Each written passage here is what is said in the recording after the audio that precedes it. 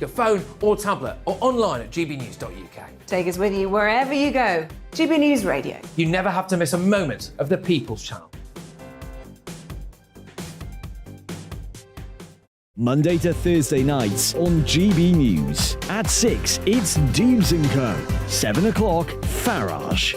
At 8, join Mark Stein. And at 9, Dan Wootton Tonight, followed by Headliners. On TV, radio and online. This is GB News. Join me, Lawrence Fox, on GB News. Frank, fun, fearless and sometimes serious. Much as I love a Friday night punch-up, what I really want is a battle of ideas. I want to look at things differently. I want to hear different voices and engage with your unique experiences.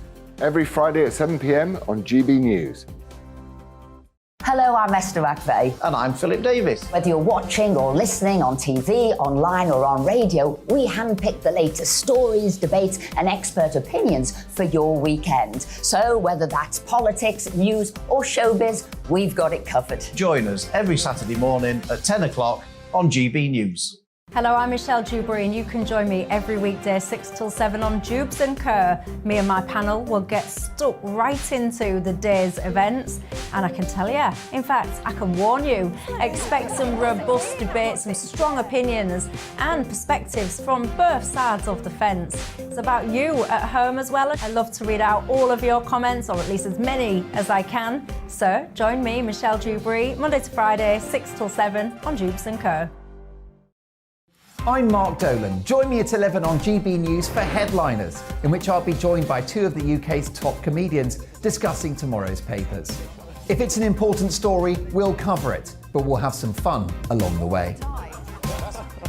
Headliners, the late night paper review that won't send you to sleep like the others will. 7 nights a week at 11 p.m. on GB News.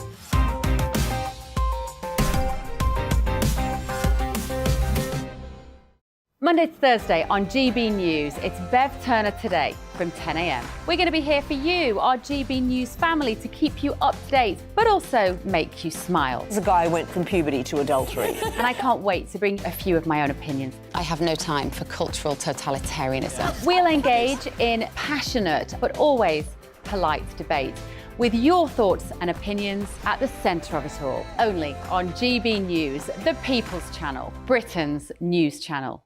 I'm Mark White. As GB News Home and Security Editor, I cover those key issues that are so important to you. Our authorities, our communities doing all they can to combat violent crime. With the public services under unbearable strain, why are we still failing to control our borders? Defence, the first priority of any government, has been continually hollowed out. Can we trust our politicians to protect the armed forces? Join me, Mark White, on GB News.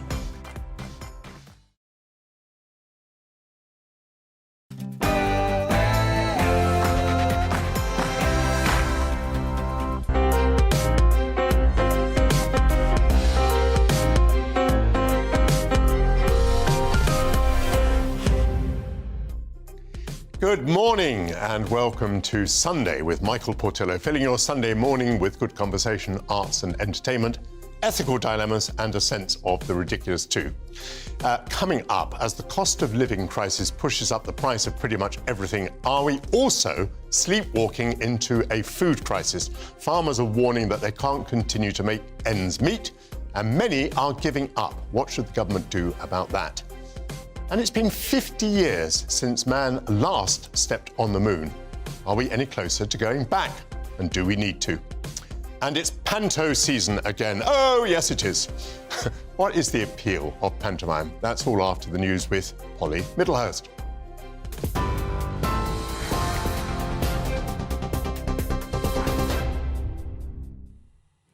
Michael, thank you. A very good morning to you. I'm Polly Middlehurst in the GB newsroom with your latest news. And we start with a sad story coming to us from Jersey this morning. No survivors have been found at the scene of an explosion and rescue efforts have now shifted to a recovery operation. At least 3 people were killed when a blast ripped through a block of flats in St Helier in the early hours of yesterday morning. 12 people are still missing and emergency services worked through the night to try to locate them. The Chief of Jersey Police, Robin Smith, said the change in operation follows a detailed assessment of the site and the use of specialist canine units. In other news today, the Nurses' Union has offered to press pause on strike action if the government agrees to hold talks on pay. The Royal College of Nursing has accused the Health Secretary of failing to negotiate properly, and thousands of members are now planning to walk out on the 15th and the 20th of December. But, writing in The Sun, Steve Barclay warned the action will cause significant risk to patients and added the door remained open for further talks but didn't say whether pay would be part of that discussion. Meanwhile, Royal Mail workers have been staging fresh strikes today with a series of walkouts planned in the run-up to Christmas. The union says the action could cause a Christmas postal meltdown with a huge backlog of mail. They've warned Royal Mail bosses to treat their employees with respect. Meanwhile, Royal Mail says the money allocated to the pay deal is being eaten away by the costs of further strike action. Well, as you've been hearing on GB News today, the Met Office says cold weather conditions could lead to more travel disruption as snow and ice sweep across parts of the UK. The severe conditions have been causing travel disruption, with Manchester Airport temporarily closed. That's on both runways, we understand, yesterday, due to heavy snow. More travel disruptions expected today and tomorrow, including power cuts, problems with mobile phone coverage and some rural communities being completely cut off. A Met Office yellow warning for snow and ice is in place for Scotland, as well as for parts of Wales and southwestern England until midday. Now, a Football Association boss says he is proud of the England squad and its manager after the team were knocked out of the World Cup, losing 2-1 to France last night.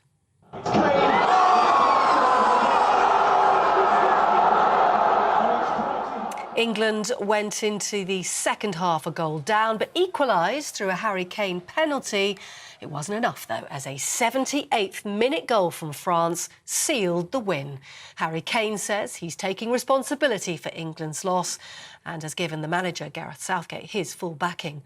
Former England manager Sam Allardyce spoke about the loss. Prior to that, the performances were so good, apart from America, that I felt that this performance was good enough to beat France, who are the World Cup holders. But unfortunately, we never got our noses in front. So the pressure for Harry was too much, unfortunately. And we have to look back and say, while we created a lot of chances in previous games, in this one, they weren't quite as often as we would have liked.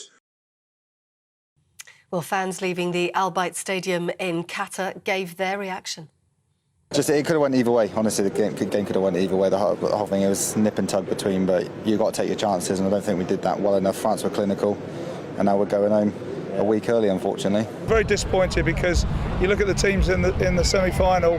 There's no one that we can't take care of. It just didn't go our way tonight. I mean, normally Harry Kane will stick that in the back of the goal. We win 3-2. You know, Harry Kane, he stepped up.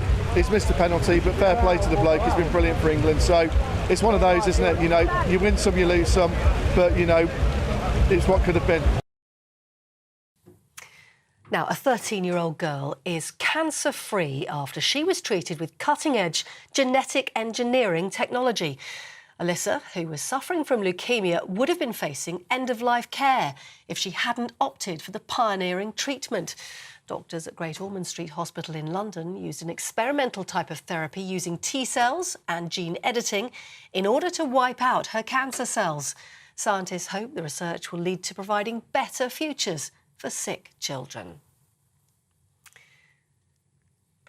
Ukraine's president says over 1.5 million people in the southwestern Odessa region of the country are without power following Russian airstrikes. Officials in Kyiv say electricity in the city will be restored over the coming days, but has warned complete restoration may take 2 or 3 months. Meanwhile, Moscow says its attacks are militarily legitimate and that it doesn't target civilians. President Zelensky described the situation in the region as very difficult. In total, Russian terrorists used 15 drones against the Odessa region, just during one night on Saturday. This is the true attitude of Russia towards Odessa, the attitude towards Odessa residents. Deliberate bullying, deliberate attempt to bring disaster to the city.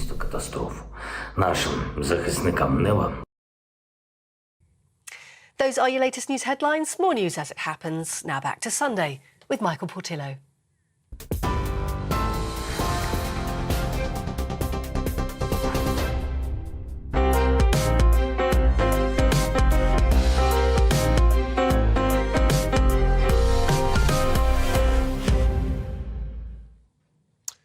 Thank you, Polly.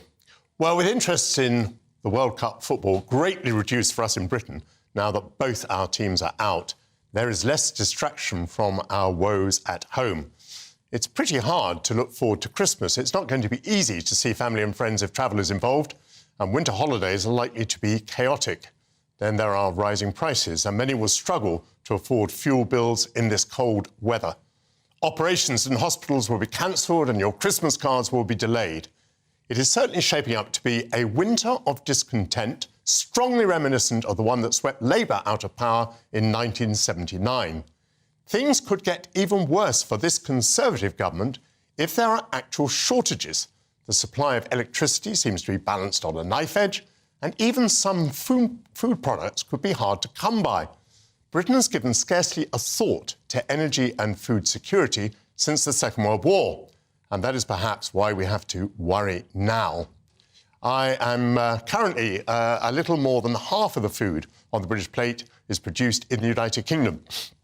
GB News' political reporter Olivia Utley joins me now. Do we actually have a food security policy? Essentially, no, we don't.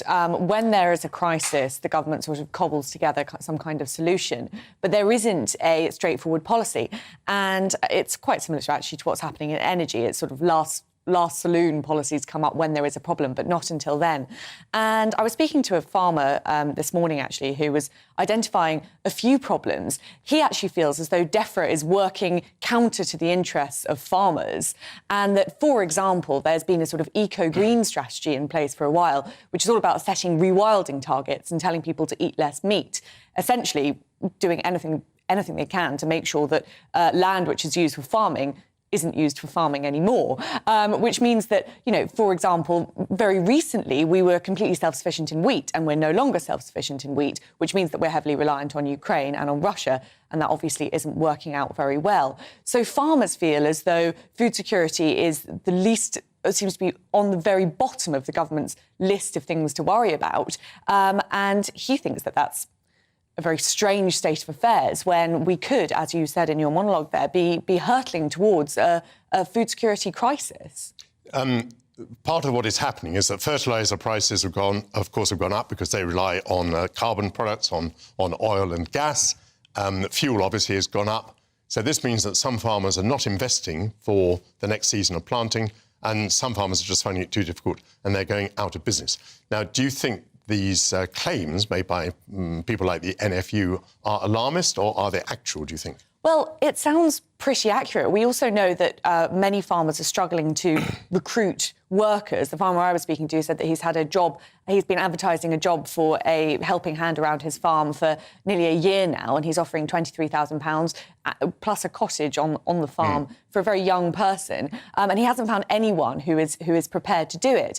And he thinks that the problem there is a combination of the scheme to allow foreign workers into the country sort of isn't really working as it should be working, and obviously since we left the EU we don't have that free movement of people.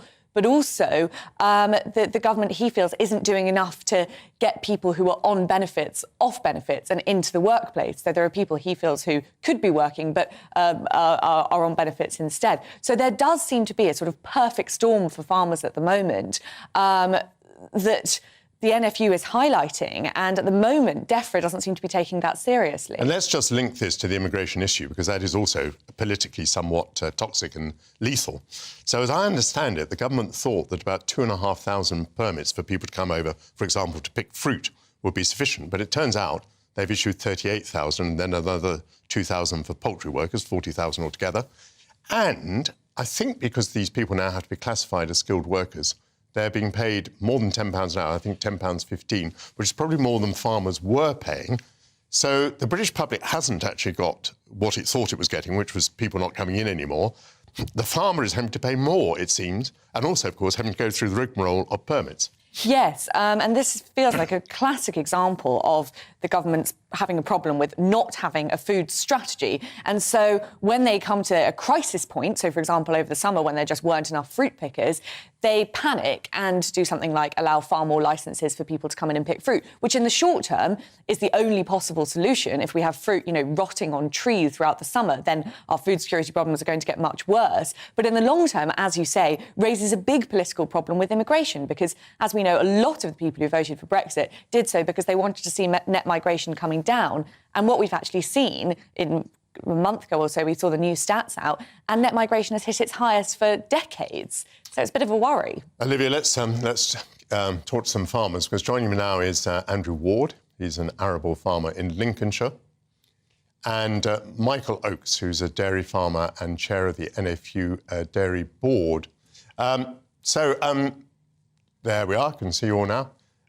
Andrew, we've been talking about this issue. Is it alarmist to say that we could face food shortages? And if it is not, what is the cause? No, it's not alarmist at all. This is exactly right. Everything that we've just heard since your news bulletin is absolutely bang on. And the biggest problem we've got is that DEFRA are more concerned with birds, bees and trees and the environment than they are producing food.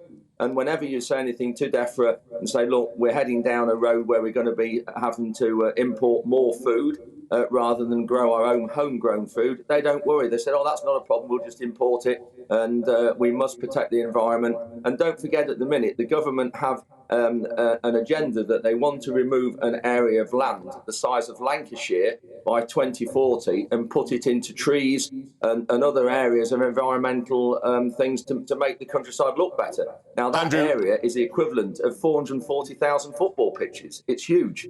Andrew, be specific. What's going on at the moment? Why is this winter a particular problem? Why are we talking about food shortages?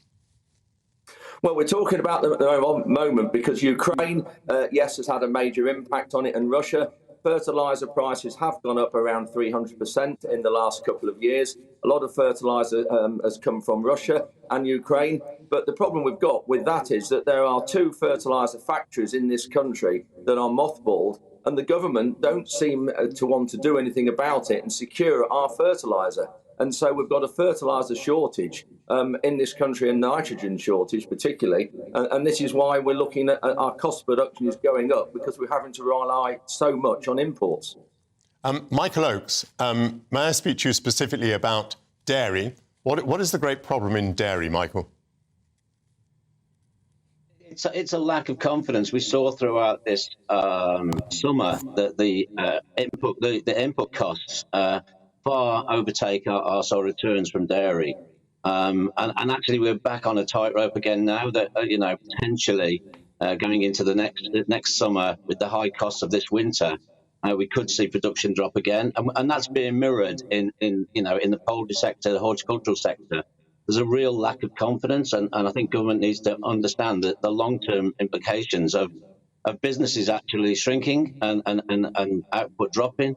And it's not just going to come back overnight. I mean, we need government, in effect, to declare exceptional market conditions and actually work with the industry and work with the NFU to put confidence back into the industry to make sure that British produce is available on consumers' plates.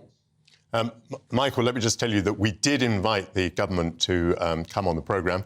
No one was available. We received a very long statement from DEFRA. We can't do justice to it, the Department of Environment, Food and Rural Affairs. But it did include the following. The UK has a large and high resilient food supply chain. The government is in regular contact with the food and farming industries to ensure that they're well prepared for a range of scenarios, and we continue to take all the necessary steps to ensure that people across the country have the food that they need. Michael, what is your reaction to that? That's not what it feels like from the NFU's point of view. I mean, we are in regular dialogue with government. We've seen massive churn within DEFRA recently of both civil servants and ministers change. Our hopes are on the back of Mark Spencer, the farming minister, that, with his background coming from farming, he was an ex-dairy farmer, that actually they will actually sit down and listen. But it's that real lack of confidence within lots of sectors. Horticultural industry aren't restocking their greenhouses when the last crop's gone because they're not sure whether there's any margin in the next crop. And the same exactly is happening within poultry sector. And dairy, as I said, is on a tightrope, and other sectors will follow. Is that real lack of confidence and no sign that government wants to sit down with us, understand the issues, and work positively together to make sure that we can feed British consumers. I'm going to go back to Olivia Utley. It's difficult for me to imagine how the government's problems could get worse, except through food shortages. I mean, that really would be disastrous. And we shouldn't be over-alarmist. I mean, we have to allow for the fact that Michael and Andrew are, to some extent, talking their brief. They're clearly very genuinely worried, but they're talking their brief as well. But, I mean, really, this would be a major disaster for the government, wouldn't it? It would be catastrophic for the government. And it is interesting to see that parallel with the energy disaster, because it does feel as though the problem is very similar. You've had successive governments not put a food strategy plan in place and relying too much on foreign imports, which is exactly what's happened with energy. And as we've seen, the energy crisis is beginning to spiral out of control. So it's not hard to imagine that a food crisis could be a little bit further down the line. Well, that's all very cheerful stuff. Thank you to Olivia Utley, and thank you, Andrew Ward and Michael Oakes. Coming up, when is a diary not a diary? Aha! When it's written by Matt Hancock, perhaps. That's after the break.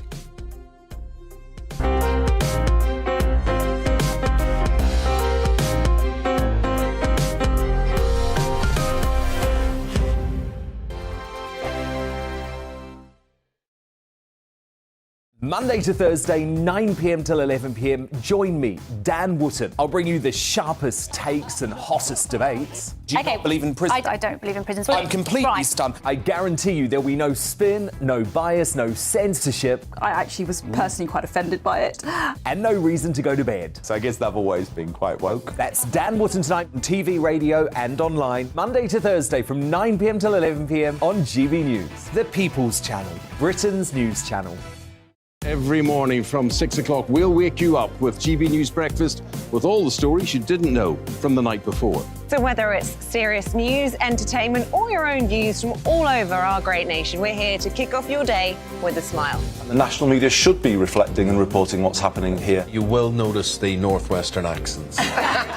Whether you're with us on TV, radio or online, every morning it's breakfast from 6 a.m. Hope you can join us. Join me every Sunday at 6 p.m. for Gloria Meets. In exclusive interviews, I'll be finding out who our politicians really are and what they really think. It's something that you would never want anyone to suffer. I didn't know what channels there were. I didn't think I'd be believed. I must have weighed about 7 stone and I'm 5'8". My instincts was to sort of cover this up. I mean, clearly that was a mistake. Join me every Sunday at 6 p.m. on GB News, the People's Channel, Britain's news channel. Hello there, it's Eamon Holmes here from Breakfast on GB News. We're not just on your television and your screens, you know. We're on DAB plus digital radio, so you can listen to your favourite shows on the move. If you've not yet listened to GB News Radio, it's very simple. We're on your radio player and tune-in apps, on your smart speaker, phone or tablet, or online at gbnews.uk. Take us with you wherever you go. GB News Radio. You never have to miss a moment of the People's Channel. My name's Tom Harwood and join me 9:30 a.m. every weekday for The Briefing, your one-stop shop for everything you need to know about what's going on in politics today. I wonder if this is a deal that might need to be like the biscuits in this factory, twice baked. Is there not an opportunity here to win out against the extremes? Tom Harwood, GB News. What are you going to do about it? Things should have been done differently, and they certainly are being done differently. Don't miss it. The Briefing with me, Tom Harwood, 9:30 Monday to Friday on GB News. Hello, I'm Simon Evans. Join me on GB News for Headliners at 11 p.m, where I'll be joined by 2 of the country's top comedians as we take a look at tomorrow's newspapers tonight. If it's a big story, we'll be covering it, I guarantee, but we'll also have some fun along the way. That's GB News Headliners at 11 p.m. We won't put you to sleep, unlike some of the other paper review shows out there. So join us, 11 p.m, 7 nights a week.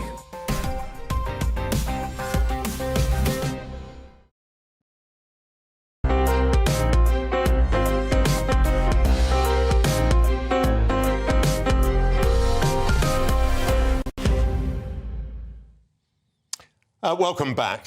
The Diarist has long provided a particularly illuminating record for historians. written by the close observer of events or indeed by a participant. The diary sets down views undistorted by posterity, written before it was known how things would turn out. That gives the diary its honesty, and the witty diarist flavours the account with entertaining reflections and pen portraits. Diaries by Tony Blair's spin doctor Alistair Campbell, Tory grandee Alan Clark and Labour MP Chris Mullin are essential reading for the political historian. In the last week, Matt Hancock's pandemic diaries have been serialised ahead of their publication on Tuesday. The Spectator described it as, quotes, a shabby, new, non-fictional form, the diary written in retrospect. Does mislabelling this work of self-vindication as a diary merely help Hancock to pretend to having had prescience and even omniscience? Is anything here of any use whatsoever to the historian? John Campbell is a political author who's written biographies about political rivalries through the years and also about Roy Jenkins, Margaret Thatcher and Edward Heath, amongst others, and he joins me now. John, have you had a chance to think about the Matt Hancock diaries and whether they can be called diaries? Well, yes, I have heard about them. I've only seen a little bit of this serialisation in the Mail and things, but from what I have seen of them, they are clearly not diaries at all, as you've said. They are retrospective, which takes away the whole point of a diary, which is that you don't know, there is no hindsight, that you don't know what is going to happen. And they should be unedited, unexpurgated, and show what people thought at the time. And so, as far as I can see, the Hancock diaries are completely useless. OK, useless. Should we also be outraged by them? Because, I mean, they do call themselves diaries. I mean, some people might not be as much in the know as you and I apparently are, and they might take them as real. Well, yes, I think one can be outraged probably with the publisher more than anything else. I mean, they are a distortion. They are not what they pretend to be. Diaries, as you've said, are very valuable because they show the pressures of the moment. They're a sort of barometer of the pressure that politicians, that ministers are under, and that is the value. I think also the value of them is that they show the way everything's happening at the same time, which I think historians often find that they, you have a chapter on the economy and a chapter on Ireland and a chapter on something else, but you treat them all with sort of judgment, as if they were dealing with each issue separately, whereas diaries have the great ability to show everything crowding in on ministers simultaneously. And that's what diaries can do, and that is the value of the good ones. I think that is an excellent point. That goes to the reality of politics. The absolute muddle, the few seconds and a day that you have to deal with really important issues. In my introduction there, I didn't mention the diaries by Chips Jannon, but let's take that as an example. You see, it's so interesting to read what someone has to say, I don't know, about the abdication crisis, before you know what happens, and most of us probably reach the conclusion that the abdication turned out to be a rather good thing. Or it's so interesting to find out what people thought about appeasement before we know what happened, which is that, we went into the Second World War and the appeasers were then rather vilified, and those who'd been on Churchill's side were commended. But, in a diary, we see people admitting to being appeasers. We see people admitting to being supporters of King Edward VIII, for example. Now, that's of real value, isn't it?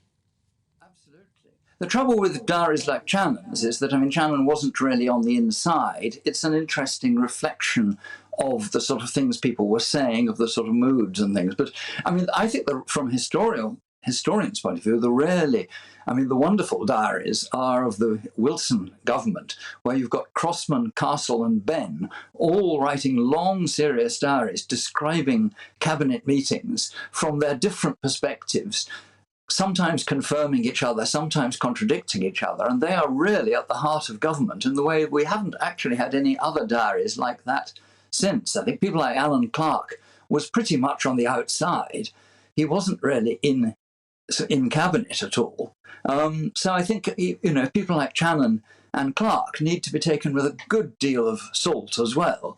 They are one view, but they are by definition subjective and a very partial view. The value is when you get diaries that confirm or contradict each other, and then you've really got a pretty clear idea of what was happening, I think. Again, you make a very good point, although I can tell you that, when I was in Cabinet, had I thought that someone there was keeping a diary, that would have added to my suspicion of that person. And you mentioned a Labour Cabinet there where there were 3 diarists. I mean, writing a diary, takes a chunk of the day. I don't know, when I was a Cabinet Minister, how I could possibly have written a diary, even if I felt an inclination to do so. But if I'd been sitting there next to, Richard Crossman and Barbara Castle and Tony Benn, all of whom I would think were going to be writing self-vindicating diaries, I think I would have been very nervous. Indeed, I might have asked the Cabinet Secretary whether that was a proper thing for them to be doing at all. Yes, I think that is a problem. It must curtail frank discussion if you are aware that somebody's writing it all down. I think Barbara Castle was taking it all down in shorthand at the time. I think the others probably dictated it quickly afterwards. I mean, Barbara Castle's always writing about how exhausted she is writing this down in the middle of the night after meetings. Whether they're reliable or not, I don't know. But no, I mean, going back to the main point, I think diaries are very useful, but I think you're right. I mean, there haven't been so many diaries like that in recent years. I think Douglas Hurd was supposed to have been keeping a diary, but he used it for his own memoirs. He didn't really print chunks of it as unedited diary. And we haven't really had cabinet diaries of that sort of calibre since the 60s, I don't think. I had fun with Tony Benn's diaries because, to some extent, his diaries were very honest. And there was a great fuss in, I think it was 1947-48, when Anyarin Bevan resigned from the government because the government introduced health prescription charges. He'd introduced the National Health Service, and he was outraged. And Tony Benn went to the meeting in the House of Commons where Bevan announced his resignation, and he said he was in a very excitable frame of mind. And Ben said, I don't see anything wrong with introducing prescription charges. It seems a perfectly good thing to me. I was able to quote this in the House of Commons to Ben, clearly decades after he'd said it. But so interesting to find how people's perspectives changed over the years. And these people are confronted with the evidence of their own diary. None of this is going to happen with Matt Hancock, unfortunately.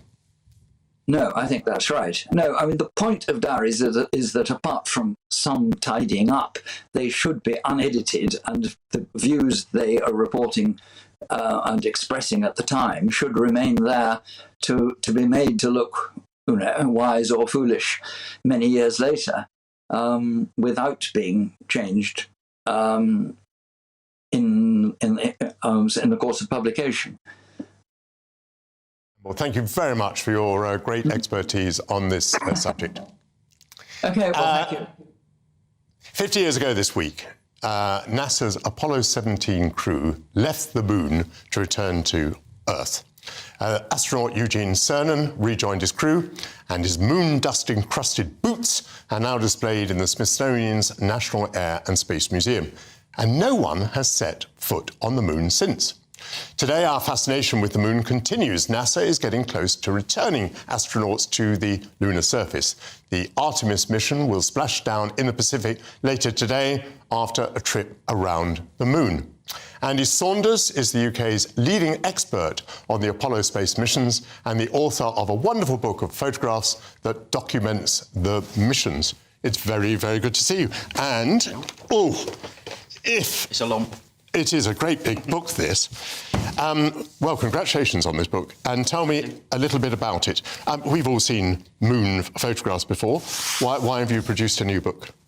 We have. In fact, they're so famous they kind of seared into our collective memories, but everything we've seen has actually been based on duplicate film, so lower quality copies of the original. So when they got back from the moon, this original film is too delicate, it's too valuable, it's too important to be handled multiple times.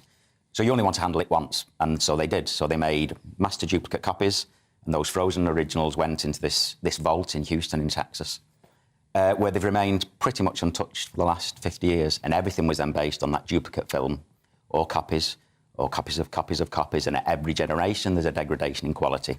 So we've never really been able to see them in this way, but that original film, that film that was actually in the cameras on the moon, has made it out of this frozen vault, has been digitally scanned to an incredibly high resolution, and in applying digital processing to those scans, we can now see the moon landings as never before. So these photographs, which are newly available in that form, are open to everyone, are they?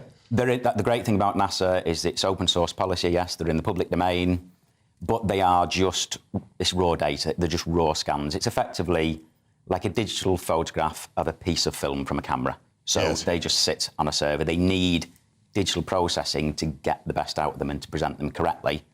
And NASA's happy for anyone with the enthusiasm, the skills, the time, 10,000 spare hours, for example, to work on these, you know, and they're happy with what I'm doing. I send them the remastered versions back, they use them. So, yeah, they're happy. It celebrates the past and it gets people excited about the future and Artemis.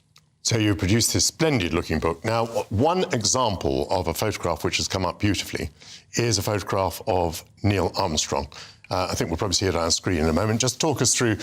This is a before and an after image. So what happened between the before and the after? Well, actually, this one's actually Jim McDivitt from Apollo 9. So this is the front cover. But yeah, so looking through these scans, they're very underexposed. It's a piece of film. So I'm looking for anything that gives me a clue that might be something of interest in it. And in this one, you can see a little tiny glint of a window. And in pulling the detail out, we see actually that's a reflection off the bubble helmet of the commander of Apollo 9. And we just end up with this cinematic, atmospheric portrait of a man doing his work in this extraordinary place in 1969. And it looks like he's looking up in wonder. But in fact, the reality is even better. So I spoke to Rusty Swikart, who actually took that photograph. And he told me, I can't tell you how hard he's concentrating in that moment. These were different times. It wasn't all, you know, we see the SpaceX vehicles, the rockets kind of land themselves like a pencil. These guys were flying these rudimentary-looking spacecraft. And in that moment, he's kind of translating these movements through 90 degrees in his head. It was the first ever docking between two crewed spacecraft. So a very historic moment, a very high-pressure moment. They had no heat shield in the lunar module. If they didn't dock to the command module, they were in big trouble. So a high-pressure, high-stakes moment, and it's produced this wonderful portrait that's on the cover. Wonderful indeed. Now, in fact, they took relatively few photographs of each other because they wanted to concentrate on the lunar landscape and they wanted to, as it were, take the glory away from the individual. Is that right? That's right. They didn't want to celebrate the individuals doing the work. It was about the work. It was a pre-digital world, of course. We're all used to taking thousands. It's infinite, isn't it? We can take as many photographs as we like. Back then, they had a magazine that had 200 pieces of film on it. They had to be restrictive of what they took. The scientific value of one piece of film is very high, so you don't want to waste it taking a photograph of your crewmate with his kind of foot on the lunar rover, although that occasionally happened. But no, they tended not to take photographs of each other, but it's those moments that I try to bring out in the book to show the human side, to create almost a sense of intimacy that we've not really been able to see before from the photographs. I want people to feel like they can almost step on board the spacecraft and ride along with these space explorers on the greatest ever human expeditions, and that's something I've tried to do with the book. Why, 50 years after the last man set foot on the moon, is NASA once again interested in the lunar surface, in landing men and women on the lunar surface? Well, it's taken too long, and in terms of why it's taken that length of time, I mean, they took enormous risks back in the 60s that you just can't take today. So on Apollo 8, for example, this was the first mission that left the confines of Earth completely and orbited the moon. Internally, they gave them kind of a 50-50 chance of coming home. Bill Anders gave himself, he thought his chances were more like 1 in 3, but they went. There was no hesitation. If it was 1 in 10, there would have been a queue to go to be the first to the moon. They had to beat the Russians. So, of course, there's never really been any political situation since whereby you can give someone a 50-50 chance of coming to the moon.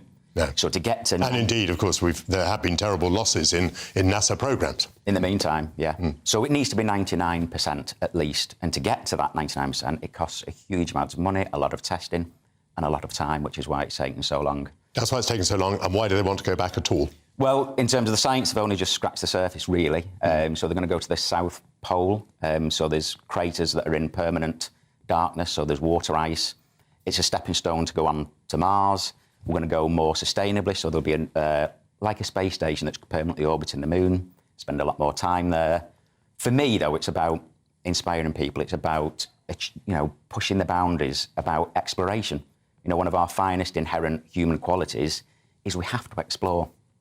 So, given that we can explore, we can go to Mars, Moon and onto Mars. To choose not to is almost against our... Is it a stepping stone to Mars, just metaphorically or actually physically? Would you blast off from the Moon towards Mars? Yeah, you wouldn't necessarily blast off from the Moon, but in terms of what we can learn by going back to the Moon in a more sustainable way and having the stations and the kind of the communications and everything that will be built up, spending time longer on the Moon. Apollo 17, it's the 50th anniversary, as you said. They spent 3 days on the Moon, which is incredible in the 60s, but we'll be spending a lot longer on the Moon and learning how to live for what would be an extremely long journey to go to Mars. You all know this perfectly well, but one of the things that we can do is go on the internet and track Artemis. So Artemis is, I don't know how many thousand miles away from splashing down this afternoon, and we can track it all the way into the ocean. Yeah, I think it's due to splash down about 5:40 UK time today. Yeah, and that will pave the way. The Artemis 2 then will have people on it.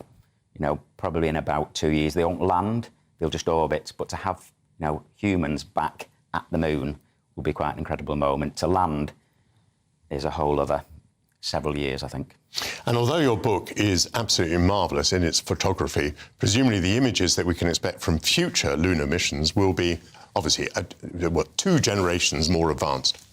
They will. Of course, it'll be digital. It'll be live streamed. It'll be 360-degree field of view, virtual reality enabled. And of course, it'll be almost infinite. We'll be inundated with imagery. But for me, having the romance of waiting until they got back from the Moon to process the film and see what the Moon looks like, to be selective about the photographs that they took. Digital can also look a little bit clinical. There's a warmth about film. Yeah. So whether all of that digital photography can really match the romance of this pioneering era captured on film remains to be seen. Tell me about the romance of did you say 10,000 hours that you invested in this book? 10,000 hours of processing, yeah, 2 to 3 years. But I had those 35,000 pieces of film to get through, and I couldn't, what if I missed something? So I had to go through every one and process them, yeah. It's called Apollo Remastered. Many thanks to Andy Saunders. A reminder that Artemis is due to splash down just after 5:30 p.m. today. Coming up, for some people, Christmas wouldn't be Christmas without a trip to see a panto. In today's world of political correctness, why is this particular piece of theatre where men dress up as women still so popular? That's after the break.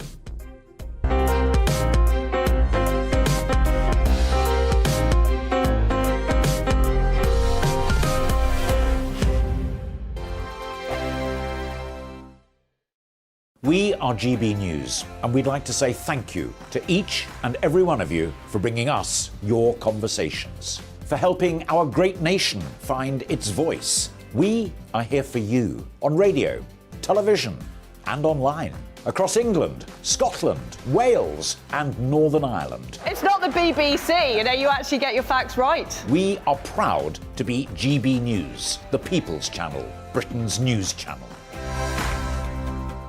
Hi there, it's Stephen and Anne.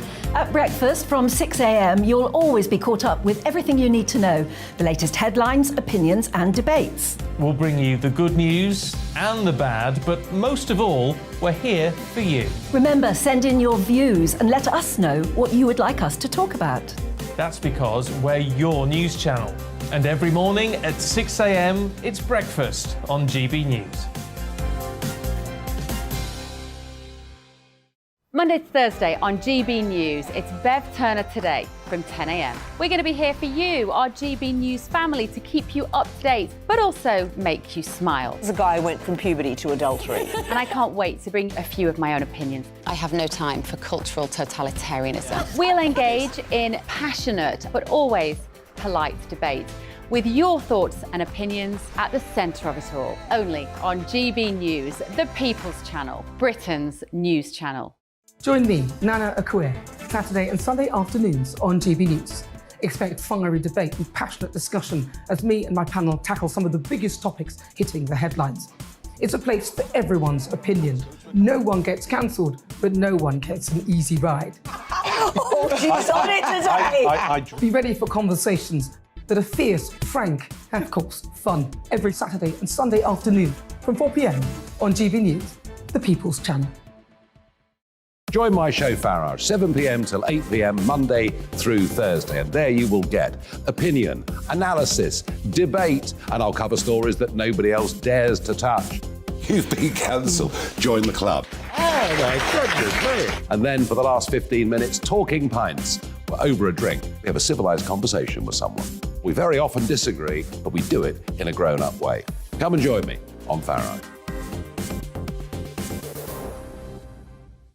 We are GB News, the People's Channel. And right across the United Kingdom. You can find us on Sky Channel 512, Virgin Media Channel 604, Freesat Channel 216, Freeview Channel 236, and YouView Channel 236. You can also take us with you on DAB Plus Radio, with the GB News app and at the website gbnews.uk. We're absolutely everywhere. Come join us on GB News, the People's Channel, Britain's news channel.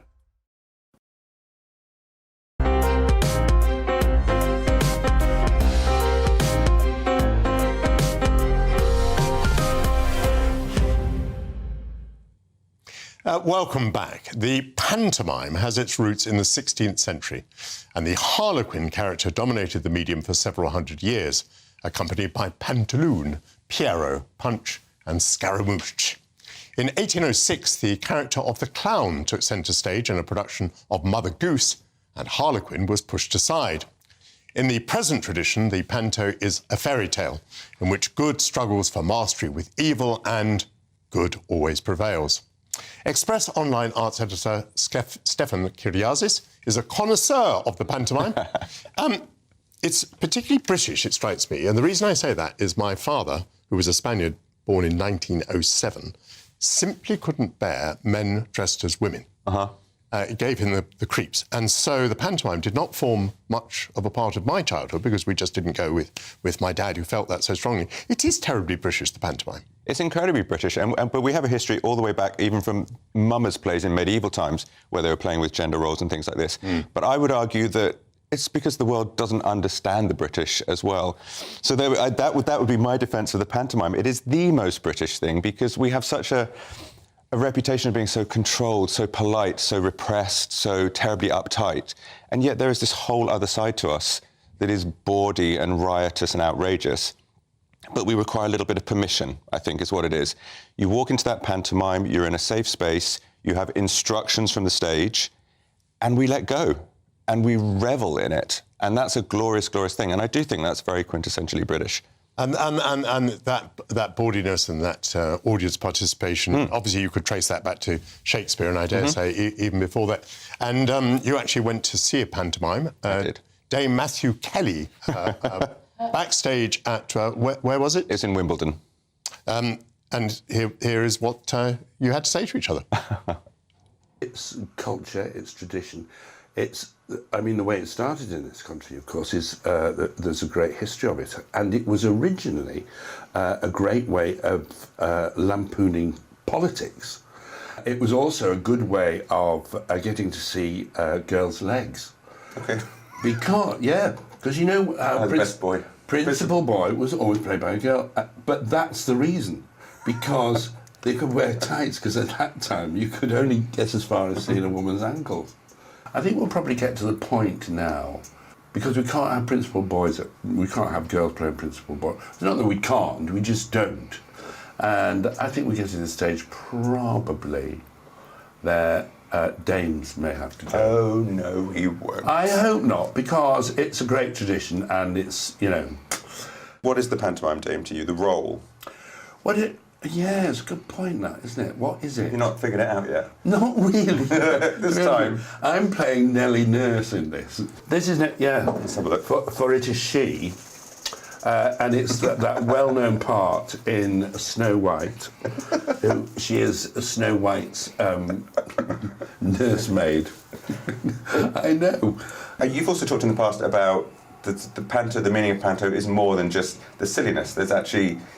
There's a morality to it. There's an importance to what panto is about, the message to it. I'm very strong on story because I think it's in the end it's for children, and children have to have a very strong moral story, and it's got to be the fight between good and evil, and that's got to be very clear all the way through it, and you've got to tell the story really properly, and you've got to have something for the grown-ups in it as well. I saw my first panto when I was 6, and it was the thing that made me want to go into theatre because I thought it was a warm place, it was a kind place, it was golden, it was safe, I absolutely loved it, and I've never forgotten the feeling. And I didn't want to be one of the kids dragged on at the end. I wanted to be in the know of where those tap dancing girls went trotting into the wings. I didn't know there were wings then. I wanted to know what was going on there. And even now, I sit in the wings and you look through, and all the magic is going on stage, and it's beautiful. And I know that the audience are having a fantastic time, but they don't know how it's done. But I do, and to me, that is still a magical thing. Why does it work here, and why does nobody else get it? Because even people that have lived here that are from abroad still go to panto and they're like, it's an insanity to them. I had some friends in from America on Saturday night. Well, honestly, they looked like they'd sat in a wind tunnel for 3 hours of it. They do get it in Canada. They don't get it in Australia, which is interesting, I think, or New Zealand. But panto is also it's a wonderful thing for bringing anybody into the theatre. It's a gateway as well, which I think people sometimes overlook. It's a wonderful introduction. That's absolutely right, yes. And this show, particularly, Snow White, I mean, it's so well done. The costumes are fabulous, the lighting is wonderful. It's kind of a full-scale musical as well, So it's got something for everybody. The comedy is great. What is the joy of panto? What's the key to delivering a good panto? I never give advice ever. But for you, for me, what makes a panto work? Spirit. I believe in the spirit of a show, and I think if everybody gets on well, I mean, in the end, we're only playing in the dressing-up box, for heaven's sake, We're not doing heart surgery. We've just got to have a lovely time. You've got to be patient. You've got to be focused. You've got to be disciplined. But most of all, you've got to have a lovely time, and you've got to get on. And as far as I'm concerned, my main job in the show is for everybody to get on. Well, that's what we're here for, The joy of it. Because if we're not having a good time, there's no point, frankly. What a lovely, warm interview. Very interesting that it didn't even spread to the British Empire. And I'm just wondering how it has survived. Just think about the title, Snow White and the Seven Dwarfs. Now, aren't there people out there ready to call that racist and ableist and, indeed, transphobic? How has it survived all these cultural changes? There absolutely are. It survives because it does adapt and evolve. So yes, there are. It really does. There are conversations and questions at the moment. You saw him talking about the fact that the principal boy has pretty much gone now, so we don't have that anymore. That is pretty sexist. Yes, there are conversations around the Seven Dwarves, and I don't know how much longer we'll be seeing that. But also, we're now having pantomimes where there are gender-fluid characters. We're having gay marriages in pantomimes. So it is moving with the times, and also. It's like a political cartoon from the 18th, 19th century. It is constantly reflecting what's going on. So the last one I saw, there were jokes about energy companies. There were jokes about Camilla, Harry and Meghan, whatever it might be. So it's always about what's happening in the world around us. Yes, they're in crazy fairy tale costumes, but it's an absolute mirror on what we're all going through right now. And so the performers are, I suppose, delivering to two audiences simultaneously, the adults and the children. Yes, it's staggering how rude pantomimes are. Genuinely, it varies, but even I've just seen Ian McKellen, and he absolutely embraces it. But if you go and see Julian Clary, which I did last year and will be doing next week, my jaw was on the floor at how rude he is and how much the audience is roaring with laughter. Children will also just laugh because everybody else is laughing, so they love that. So hopefully they're not getting the jokes. But yeah, it's operating on two levels, so absolutely. So Ian McKellen started doing Pantomime Dames, about 10 years ago? Yeah. And that was all very remarkable, because I suppose an actor with a knighthood, one of the great actors, was not, on the whole, expected to do pantomime dames. No, not at all. And it was a very good thing. There was a bit of a reboot. It changed the perception. I would say it encouraged other actors. It also changed our perception as critics to come and regard pantomime with a little bit more respect or just interest. So it gave a bit more lifeblood again. And my goodness, he loves it. You can see how much he loves it. And there's an absolute joy for us. And he does Shakespeare in the middle of the pantomime that I saw yesterday. And you could hear a pin drop. So you have an audience roaring at filthy jokes. And then he delivers a line, I think, from The Merchant of Venice, a soliloquy. And there's absolute silence, reverie. It's glorious. I mean, Sir Ian McKellen is a certain age, and the pantomime is rather demanding because they have a terrific performance schedule, don't they? Twice a day. Twice a day. And how many days might that be? Up 6 days a week. And some of the shows I've been looking through have 10 a.m. performances. So they're coming in because they have a huge number of school performances. So, yeah, it's a massive amount. And I think one of the shows in Canterbury last year, they brought in 100,000 people across the run in Canterbury. It's phenomenally important. And, yes, they work very, very hard. I think Christopher Biggins, a couple of years ago, had some problems with his hip, had a mobility scooter to bring him on and off, and that became part of the shtick of the pantomime. So there are ways around it. Matthew's got a little bit of a dicky leg at the moment. But, yeah, they get on with it, and they love it. And here is the serious side of pantomime, that with these vast numbers of people who come in during this very brief period, lots of these theatres survive. Yes. I dare say many of these actors survive. Yes. It's working on all those levels. So for the theatres, it will get them well into the following year. And it's almost a little bit now, you have grand ballet companies doing Swan Lake every year. You have the Old Vic has a pretty much annual Christmas Carol now. These are vital lifeblood to carry through into the following year. Not only for jobbing actors is it something they rely upon every year. The show in Wimbledon, some of the kids are 19 years old, so it's an incredible training ground. We don't have much repertory theatre anymore. It's an introduction for them. Good point. And then also for older veteran actors, there are all these glorious roles to come back and have a starring role in a show again. It's operating on so many levels. I go popping around the country doing a monologue in theatres, and I've often been sort of a little puzzled as to how tiny communities can sustain what apparently is a successful theatre. But I think a very large part of the answer is the pantomime. Whenever I'm going there, I say, you know, how's your pantomime doing? Oh, it's sold out every night. Absolutely, 100%.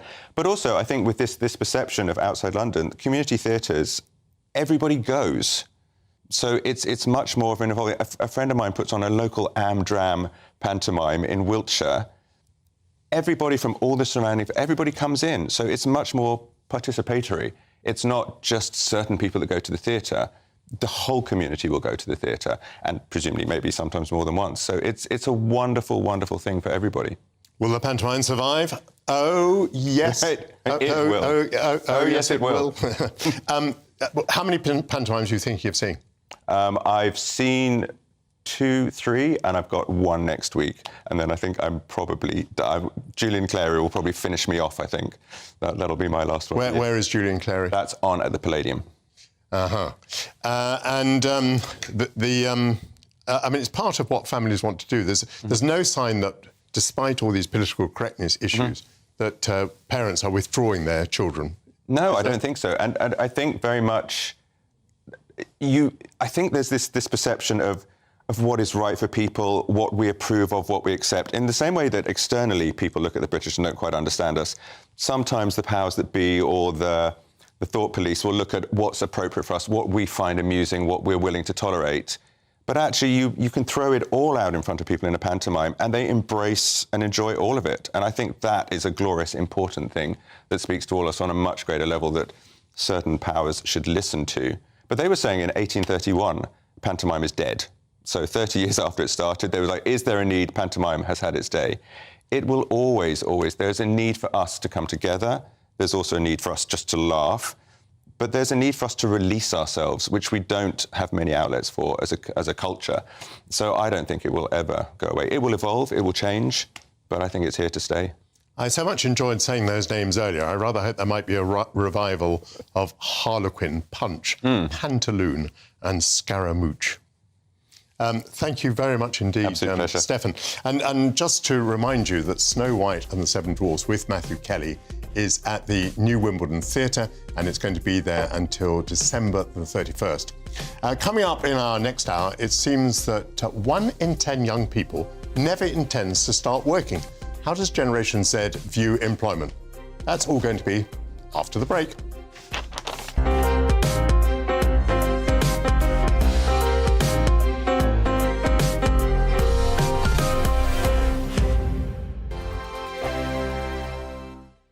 Monday to Thursday nights on GB News. At 6, it's Dubes & Co. 7 o'clock, Farage. At 8, join Mark Stein. And at 9, Dan Wootton Tonight, followed by Headliners. On TV, radio and online. This is GB News. Here on GB News Live, we'll be keeping you in the picture, finding out what's happening across the country and finding out why it matters to you. We'll have the facts fast with our team of reporters and specialist correspondents. Wherever it's happening, we'll be there from 12 noon on TV, radio and online. GB News, the People's Channel, Britain's news channel. Hello, I'm Michelle Dewberry, and you can join me every weekday 6 till 7 on Dubes & Co. Me and my panel will get stuck right into the day's events, and I can tell you, in fact, I can warn you, expect some robust debates, some strong opinions and perspectives from both sides of the fence. It's about you at home as well. I love to read out all of your comments, or at least as many as I can. So join me, Michelle Dewberry, Monday to Friday, 6 till 7 on Dubes & Co.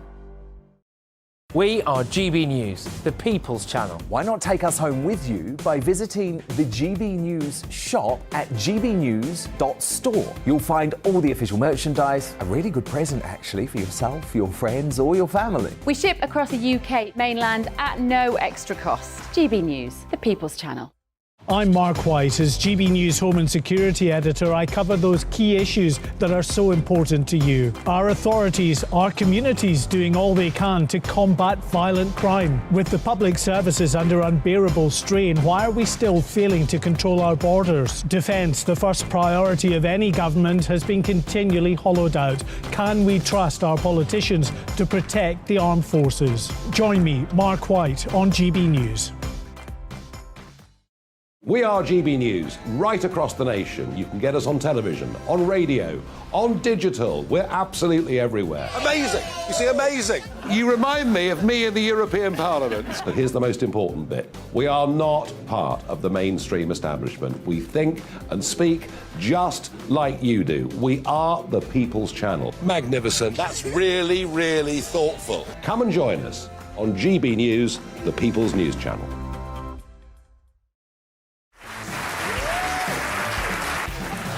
My name is Andrew Doyle. Join me every Sunday evening at 7 p.m. for Free Speech Nation. This is a show where we address current affairs and news stories of the week with the help of 2 wonderful comedian panellists. I brought in comics because I want to give it a lighter edge, and also they work for less. See you there.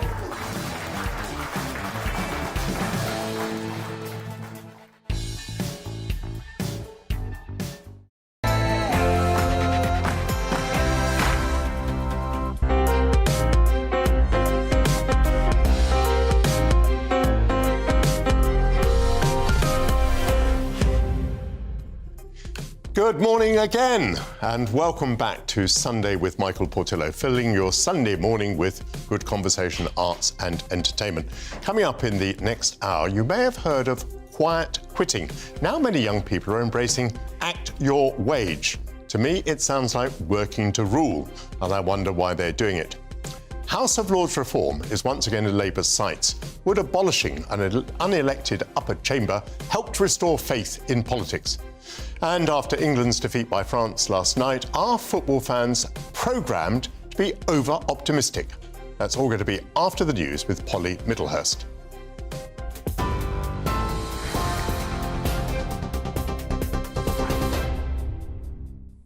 Michael, thank you, and good morning to you. The latest top story this hour: no survivors have been found at the scene of an explosion on Jersey, and rescue efforts have now shifted to a recovery operation.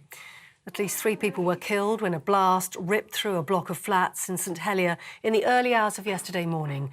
12 people are still missing and emergency services work through the night to try to locate them.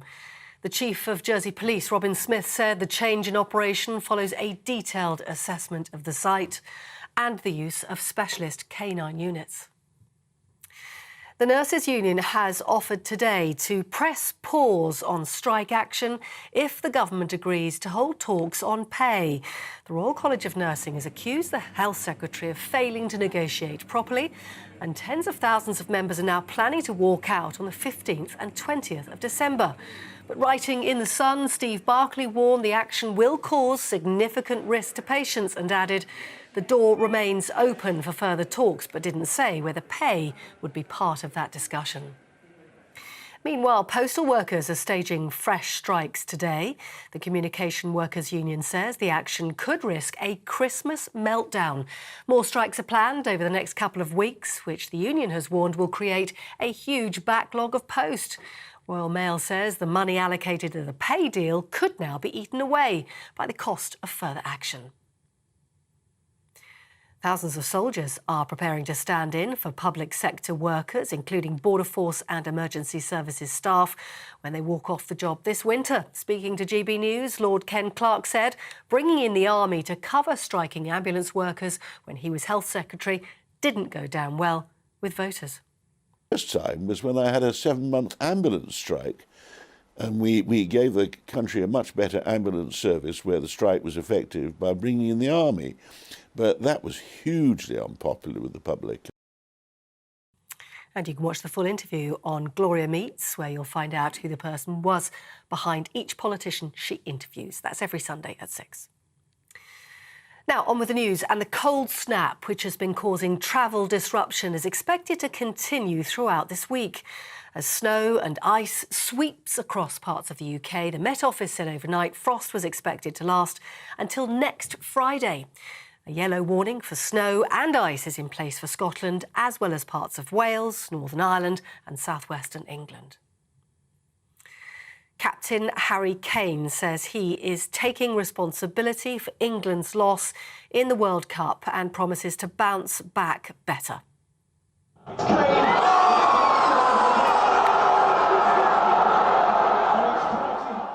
It comes as the team were knocked out of the competition after losing 2-1 to France last night. England went into the second half a goal down, but equalised through a Harry Kane penalty, but it wasn't enough, as a 78th minute goal from France sealed the win. Former England manager Sam Allardyce spoke about the loss. Prior to that, the performances were so good, apart from America, that I felt that this performance was good enough to beat France, who are the World Cup holders. But unfortunately, we never got our noses in front. So the pressure for Harry was too much, unfortunately. And we have to look back and say, while we created a lot of chances in previous games, in this one, that weren't quite as often as we would have liked. Well, in news away from sport, a 13-year-old girl is now cancer-free after she was treated with cutting-edge genetic engineering technology. Alyssa, who was suffering from leukemia, would have been facing end-of-life care if she hadn't opted for the pioneering treatment. Doctors at Great Ormond Street Hospital in London used an experimental type of gene therapy using T-cells and gene editing in order to wipe out her cancer cells. Scientists hope the research will lead to providing better futures for sick children. International news, and Ukraine's president says over 1.5 million people in the southwestern Odessa region are without power following Russian airstrikes. Officials in Kyiv say electricity in the city will be restored over the coming days, but has warned complete restoration may take 2 or 3 months. Meanwhile, Moscow says its attacks are militarily legitimate and that it doesn't target civilians. President Zelensky described the situation in the region as very difficult. In total, Russian terrorists used 15 drones against the Odessa region, just during one night on Saturday. This is the true attitude of Russia towards Odessa, the attitude towards Odessa residents. Deliberate bullying, deliberate attempt to bring disaster to the city. Those are your latest news headlines. More news as it happens here on GB News, but now more from Michael Portillo.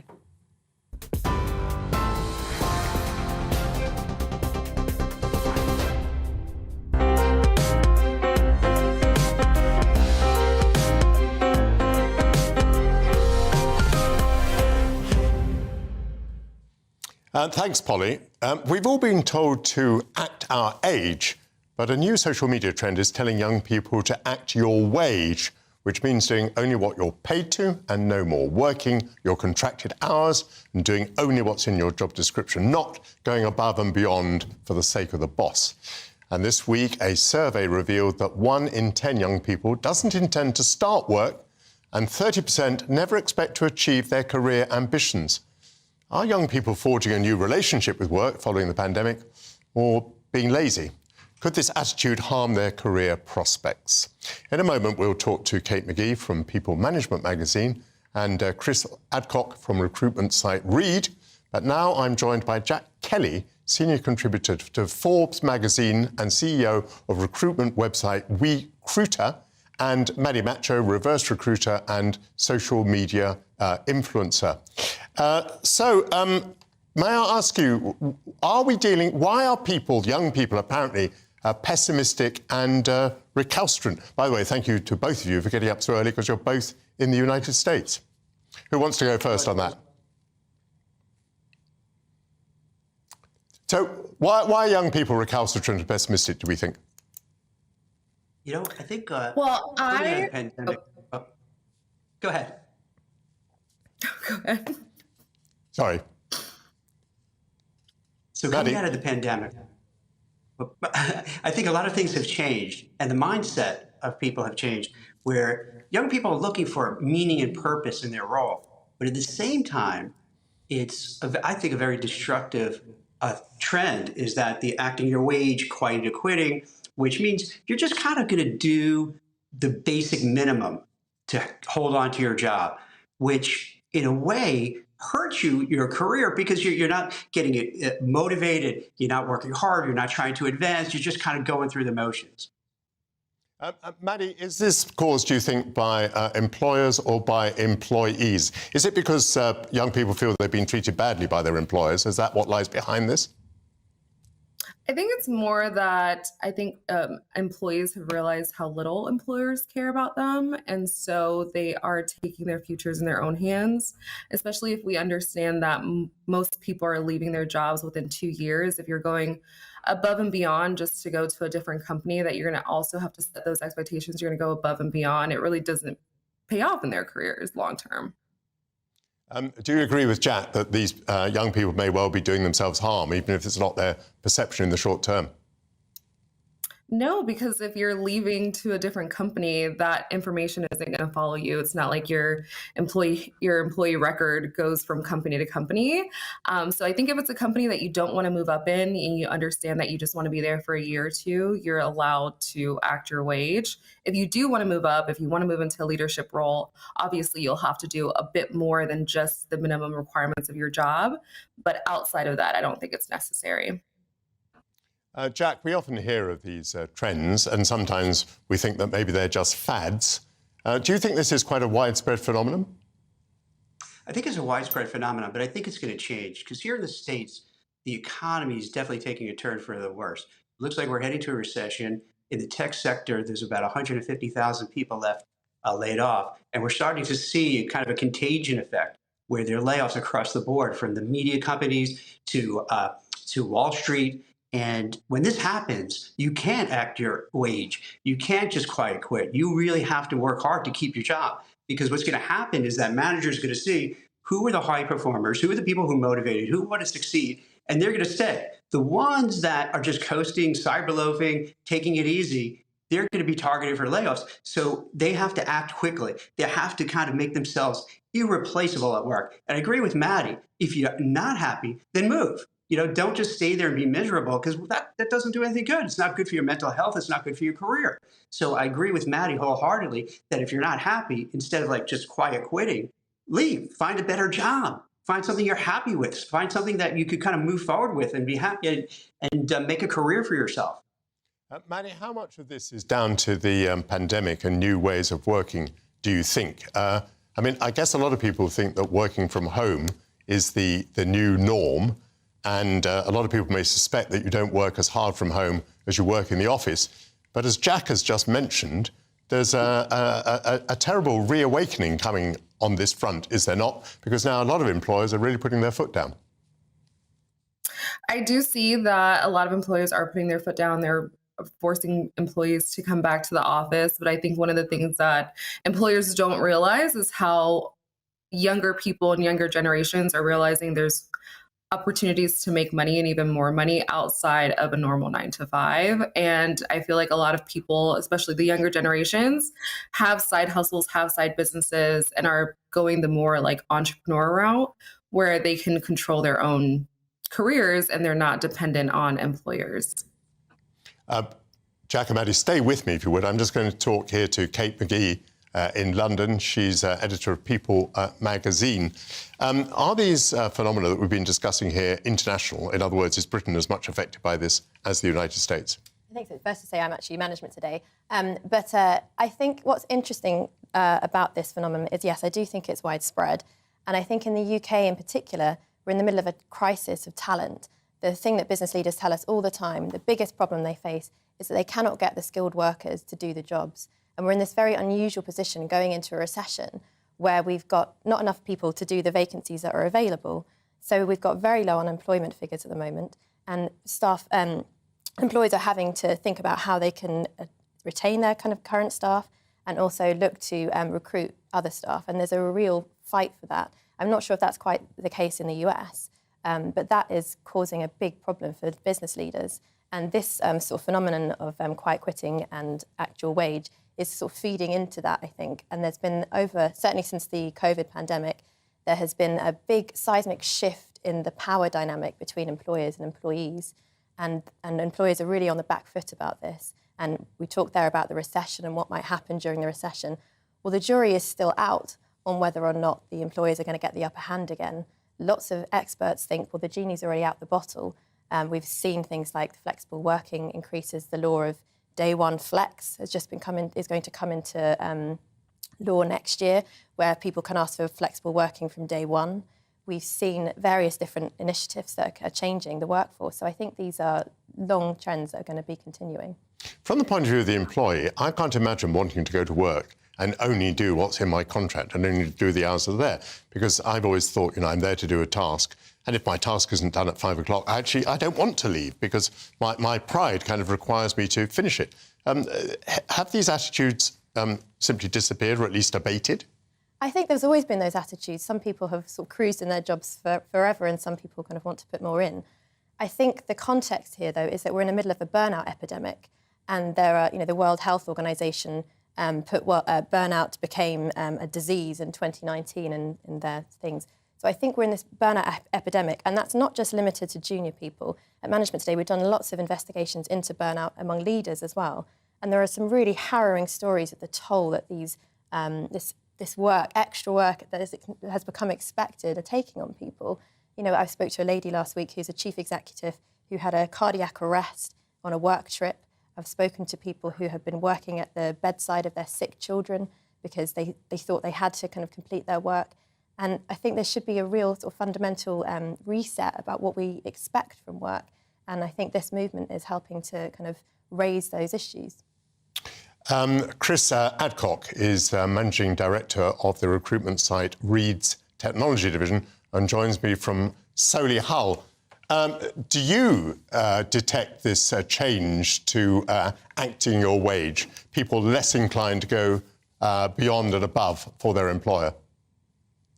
Yeah, absolutely. It's not a new trend when we think about it. The whole idea of working to live rather than living to work isn't revolutionary. It's been around for years, but I think this movement has really taken a strong position since COVID. People have had the opportunity to work from home more, to be more flexible, and now they've had a taste of it. They want to continue.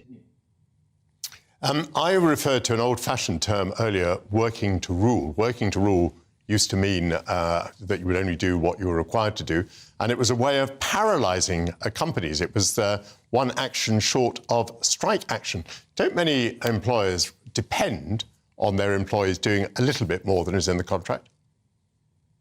Absolutely, they do. And there's a big difference between asking for a little bit more and that extra of going above and beyond, and actually, the phrase burnout was used earlier.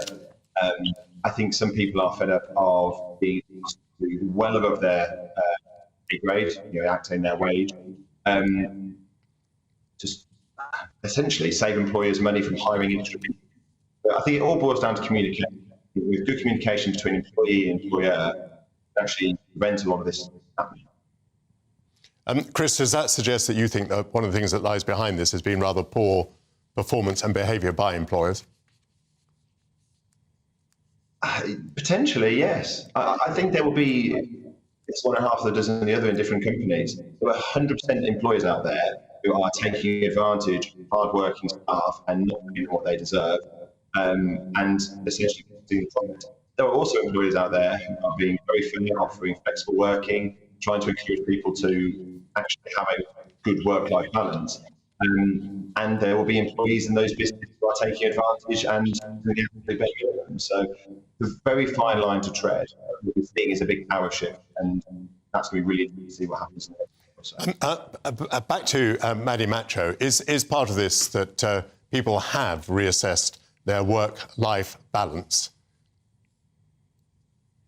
Yeah, I think seeing other people on social media and how they've been able to have work-life balance is something that people never really were able to do before TikTok. People didn't really share their day in the life before TikTok as they do now. And so you see other people who are making good money and they're working their 40 hours and sometimes less, and they want a piece of that pie. And I think other people should be able to have a life where work is not the priority, and they can live life and still be able to afford that life. Jack Kelly, I'm of a generation that thinks that work is simply one of the most important things in life, and indeed one of the most enjoyable thing in life. Is that just because I am old-fashioned and also, of course, very privileged?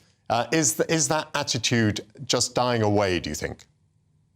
It's changing. As a Gen Xer, I feel, we have to work to make money and have a living and support your family. You might as well do something you love to do. So I think you have to find a combination to find a passion, find something you're good at, find something you're motivated about. So when you go to work, it's not as if you want to quiet quit. It's not like you want to just act your wage. You want to go there because you feel there's a sense of purpose, a sense of meaning. You're doing good, you're helping other people, and you're building wealth creation for your family. So I think you have to look at it in a certain viewpoint, in a certain lens. If you look at it like, hey, I'm going to go to work not because I have to, because I want to, because I'm doing something meaningful, something that I could grow personally, professionally, to help people. And a byproduct is to make enough money to have a lifestyle that you want. So you have to find that kind of right combination of everything.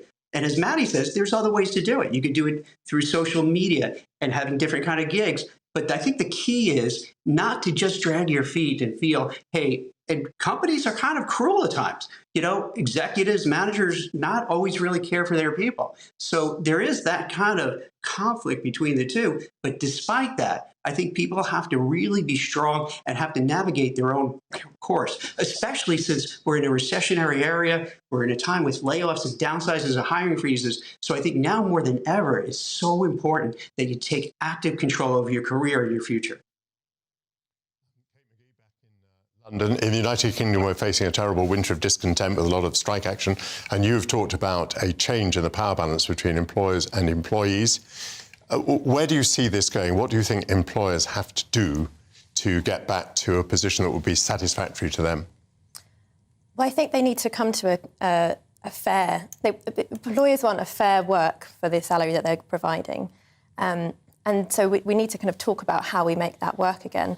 And I think that there's been lots of quite interesting initiatives in the UK, like the 4-day work week, where 70 UK businesses signed up to pay their employers 100% of their salary, but only work 80% of the time. And actually, within halfway through that trial, which was a 6-month trial that just ended last week, 86% of those employers said that they would continue that in the future. And I think this is an interesting thing because Britain has a very low productivity record, and yet it works some of the longest hours in Europe. So long hours don't work. So how do we fix that? And I think there's been lots of changes with flexible working coming in from the COVID pandemic. And that's really helped because it's allowing a more diverse workforce to come in. People can come back to workforce that wouldn't previously been able to do so.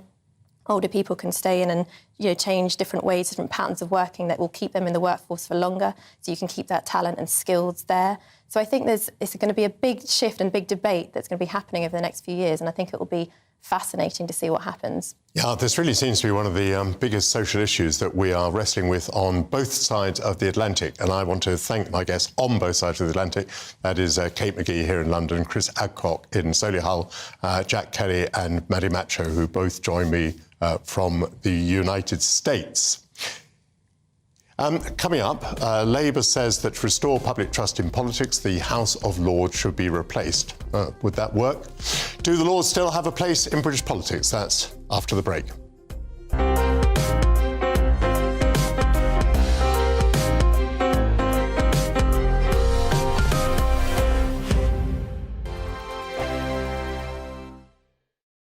I'm Mark Dolan. Join me at 11 on GB News for Headliners, in which I'll be joined by two of the UK's top comedians discussing tomorrow's papers. If it's an important story, we'll cover it, but we'll have some fun along the way. Headliners, the late-night paper review that won't send you to sleep like the others will. 7 nights a week at 11 p.m. on GB News.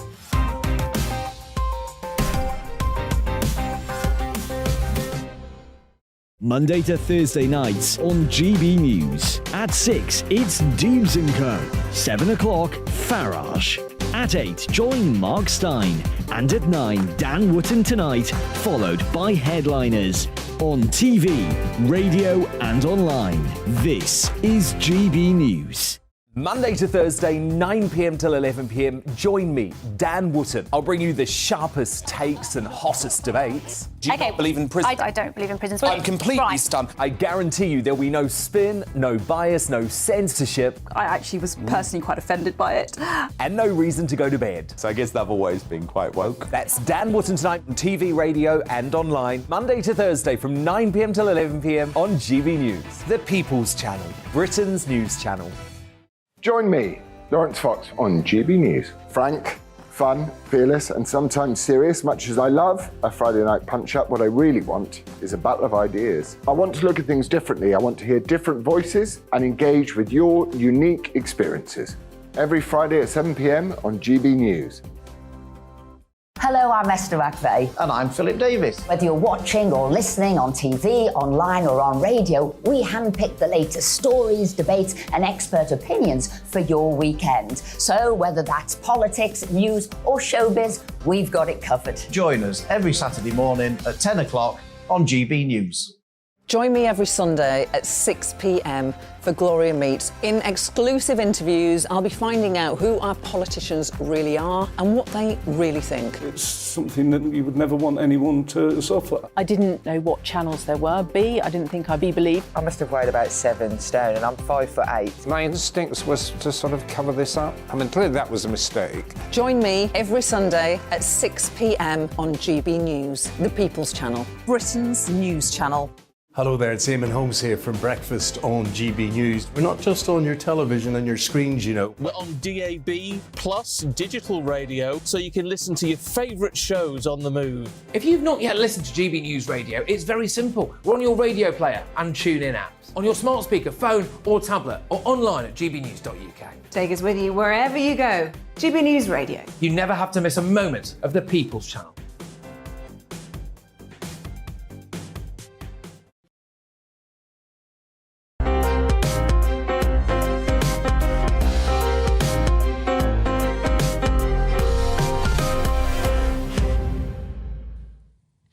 Welcome back. The House of Lords is once again under threat. Sir Keir Starmer says that if Labour wins the next general election, it will replace it with an elected chamber as part of plans to restore trust in politics. Sir Keir says that he wants to strip politicians of the power to make appointments to the Lords, saying that he believes the public's faith in the political system has been undermined by successive Tory leaders handing peerages to, quotes, lackeys and donors. Under the coalition government, plans to reduce the numbers in the Lords to 450 and to have 80% of them elected were abandoned after a Tory rebellion. Is reform of the House of Lords any more likely now? The Conservative peer, Lord Norton of Louth, first name Philip, joins me now. Philip, so that's the question. Is it any more likely now? It's very easy to talk about these things in opposition. Do you think there's much prospect of a Labour government actually getting a reform done? Well, I think it's the potential is limited and not dissimilar to that of 2012, because the problem there was from the perspective of MPs. I think two problems. One was the actual measure itself. Once you get down to the detail, it creates problems. There's a wider problem in terms of MPs that they see it as a likely challenge to the primacy of the House of Commons if you have an elected second chamber. So those two things came together in 2012. One would envisage them coming together again now. And you can argue going down that route is unnecessary, because some of the problems that have been identified that you've touched upon can be dealt with, but without actually going the whole hog of replacing the existing House with another chamber. Yes, I was rather struck by what the Labour reform proposes, which is having a House which is somehow representative of regions and communities. And they've been saying that these are underrepresented in the present system. This puzzles me because, of course, the House of Commons literally represents every corner of the United Kingdom. Do you quite understand what the Labour proposal is aimed at and what it would consist of? No, not in detail, and for the reason that you've mentioned, because each part of the United Kingdom already has its representation in the House of Commons as equality through the constituencies. So it's not clear what value would be added by creating a chamber which would comprise basically politicians who would have similar interests to politicians in the Commons. The problem would be, I thought it would squeeze out the current benefits you get from the second chamber, not least the independent element. Over 20% of the House of Lords are crossbench peers that are, in other words, independent. They're no party political affiliation. Whereas once you start appointing elected officials, they stand on a party basis. So you get another house of party politicians. Things might you like to do? For example, I have a lot of sympathy with the idea that we might take away the power from the Prime Minister, certainly the unfettered power from the Prime Minister to create peers. Are you sympathetic to removing that power? Do you think a lot of peers are sympathetic to that? Well, they are, because I can demonstrate it. I've introduced a bill designed to address the very problem you've identified. We recognise there is a problem of trust. How do we restore trust? And part of that is the appointments process. I've actually got a bill before the House at the moment, and it got a second reading last month. Overwhelming support in the debate of 27 speakers prior to the Minister. 25 made clear their full support for the bill. And what's that is designed to do is address the very problems that you identified in opening. It's to reform the appointments process, to put the House of Lords Appointments Commission on a statutory basis, to raise the threshold that it utilises for assessing nominees. So in terms of the quality threshold, because at the moment the Commission can only assess them on nominees on grounds of suitability, on grounds of propriety, not necessarily suitability. And also to give the Commission a capacity to generate other criteria having regard to the diversity of the United Kingdom. It's also designed to make it more transparent and to ensure that a Prime Minister does not make nominations until they've gone through the commission process, that the Prime Minister or any other party leader nominating peers makes clear the process, the criteria they're utilising for making nominations. At the same time, it imposes on the Prime Minister a requirement to have regard to the need to slim down the size of the House. We accept we're too big. We've agreed unanimously we need to be slimmed down. So the Prime Minister should make nominations on the basis of trying to reduce numbers. For example, if we lose 2 members, Prime Minister would only nominate 1. At the same time, ensuring no one party has an absolute majority of seats in the Lords, and that at least 20% of the membership remains independent members, crossbench peers, so that it's not overwhelmingly a party political House. Philip, I'm very pleased that I asked you that question. Apparently, if you want to reform the House of Lords, there's no reason to wait for a Labour government. You can simply vote through the bill by Lord Norton of Louth in the House of Lords now. Thank you very much indeed for coming on the programme. Coming up, it was a game of 2 halves, and ultimately the penalty was England's downfall. Football fans went through a full range of emotions last night. Despite not winning a major trophy for nearly 60 years, why do football fans remain so optimistic? That's after the news headlines with Polly Middlehurst.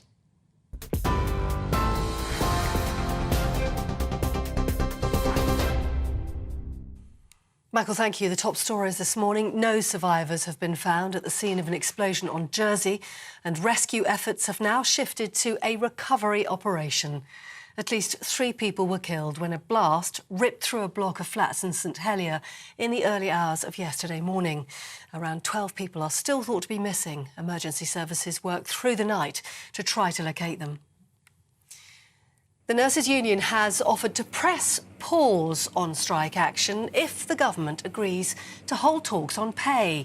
The Royal College of Nursing has accused the Health Secretary of failing to negotiate properly. And thousands of members are now planning to walk out on the 15th and 20th of December. Writing in The Sun, Steve Barclay warned the action will cause significant risk to patients and added the door remains open for further talks. Meanwhile, postal workers are staging fresh strikes today. The Communication Workers Union says the action could risk a Christmas meltdown. More strikes are planned over the next couple of weeks as well, which the unions have warned will create a huge post backlog. And the cold snap, which has been causing travel disruption, is expected to continue throughout this week, with the Met Office saying overnight frost is set to continue until at least next Friday. A yellow warning for snow and ice is in place for Scotland, as well as parts of Wales, Northern Ireland and southwestern England. And as you've been hearing, Captain Harry Kane says he takes full responsibility for England's loss in the World Cup quarter-finals last night, saying he's gutted and it'll take some time to get over it. The team has now left the hotel in Doha in Qatar and was seen heading to the airport after losing to France last night. Gareth Southgate, the manager, says he needs time to decide whether he has enough energy to continue in his post. Those are your headlines. You're up to date on TV, online and DAB+ radio. You're with GB News this Sunday. Time now to go back to Michael Portillo.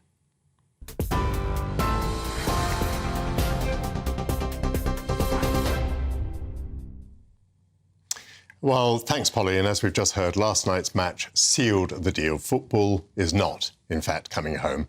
Captain Harry Kane's missed penalty allowed France a 2-1 victory. But until that final whistle blew and England's fate was decided, fans across the country still had hope in their hearts that the team could make a comeback. Now, being a realist for a moment, may I just remind you that England last won the World Cup 56 years ago. I remember at the time listening to the commentary on a transistor radio as I put up my tent at Boy Scout camp. Yet every 4 years, England fans insist it's coming home. Why are football fans so overly optimistic? In a moment, we'll talk to Dr. Adam Harris, a psychologist from University College London. But first, let's talk to GB News reporter Paul Hawkins in Doha. What is the talk today, Paul? Is it about whether Harry Kane should have taken the second penalty? I'll be honest, Michael, it's more a kind of sympathy for Harry Kane. Everyone pretty much agrees, yes, he should have taken that second penalty because he's so reliable. But guess what? Harry Kane is a human being and he does make mistakes. And it happened in the 83rd minute last night that he made one mistake that you don't see very often from him. So there's a lot of sympathy for Harry Kane, a lot of love for Harry Kane. I mean, you saw him in tears at the end, on his haunches, just wanted the ground to eat him up, and the England players were ushering the TV cameras away from him, just give him a little bit of space. This morning he's tweeted, absolutely gutted, we've given it everything, and it's come down to a small detail, which I take responsibility for. He said there's no hiding from it, it hurts, but that's sport, and it's about using the experience to be mentally and physically stronger for the next challenge that comes ahead, which is the European Championships in Germany. In 2 years' time, England have got a tough qualification group, including Italy, which they start away to the Italians in Naples in March. So already England fans are talking about the next campaign. And the reason why they're so hopeful, you were asking that question, Michael, is because it's such a young squad. And in the last 4 or 5 years, England have done really well. You were talking about your memories growing up of putting up a tent and listening to England winning the World Cup. For me, it's about the heartache of England not qualifying for tournaments as they missed out in 1994 and reached the semi-finals of the World Cup in 1990. So us older England fans, we've got some pretty bad memories, but younger ones are a bit more hopeful given how this current team have performed. Here's what the founder of England Fans FC, Garford Beck, has been telling us, along with a couple of other England fans this morning. Playing opponents, 80-90% of our games are against very weak opponents these days, unfortunately. And so, you know, I'm not saying it gives us a false sense of entitlement or confidence, but of course we're beating the San Marinos and the Andorras and all these type of teams. I think a tougher qualification group might be beneficial. I do, and I think that's why it might be better for the Euros. I mean, I'm not, you know, we don't like being relegated from the Nations League, but it happened, and we've got a slightly tougher group for the Euros. I suppose the common home thing, you need a lot of luck to win a major trophy at international level. You need a lot of things to go for you. It didn't happen last night, but you look at our team in 2 years' time when we go to Germany. Bellingham's got more experience, Saka's got more experience, Foden. We've got a lot of young players coming through. I like that. Optimistic. Of course, you have to be there. What do you reckon? Yeah, I agree. The future's bright for us, and if we didn't believe, what would be the point of coming out here, right? massive reason. Yeah, they say it's the hope that kills you. Listen, there's still 2 great semi-finals to look forward to. We've got Croatia against Argentina on Wednesday, and also Morocco taking on France. The historical ties between those 2 countries give it an extra spice. And if Morocco were to win the World Cup, well, it would be like the Lib Dems winning a general election. That's pretty much the political parallel, I think. I'm tempted to say heaven forbid, but thank you very much indeed, Paul Hawkins, after a disappointing night. So, Dr. Adam Harris, we even heard those fans this morning being optimistic about the future. Are we right to identify over-optimism as being a feature of football fans? Well, I think there's a critical difference between hope and optimism. So hope is very much, we want the best, and that's absolutely fine. Optimism, I think we can think of as thinking the likelihood is greater than it is. And of course, in a single game, we can't say that because we don't know how likely it was that England were going to win. There was a chance. You could look at betting odds. So if you looked at the odds in France and the odds in England, there wasn't an obvious parallel suggesting that people were going to accept shorter odds in England than they were in France to bet for England, for example.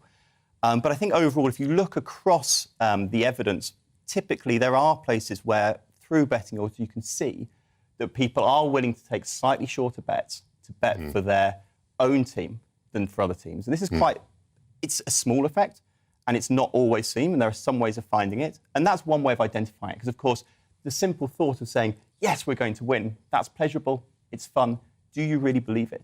Or are you standing in sort of, you know, making a social point to have fun with your friends and with other football fans? I think making a shorter bet would be just a kind of an act of patriotism. It's kind of a display. I mean, even, you know, whatever you may be thinking inside, you think, yes, I'm going to put my money on the team because therefore I make this gesture of support. Absolutely. And there is certainly evidence for that people actually think that it's saying too much about them to bet against their own team, even though you kind of win either way in that way, because you're delighted if you win the football match, but then you've got some consolation if you lose. People find that unpatriotic. People find it sort of goes against their social identity. But you can also look, so there's been research done in the National Football League that suggests that even if you give people a sort of $50 incentive for accuracy, quite a large incentive for often undergraduate students, then they're more likely to bet on their preferred team to win or to predict their preferred team to win. So overall, I think when we talk about optimism, often we're thinking of hope. But overall, I think with football, in that situation where we have a lot of information about our team, we've got more information about our team than other teams, then you typically do see a slight trend in that direction. Yeah, so there's a little bit of an information bias there. Now, is this hope and optimism good for us? I would assume it would be. Nice to be uplifted.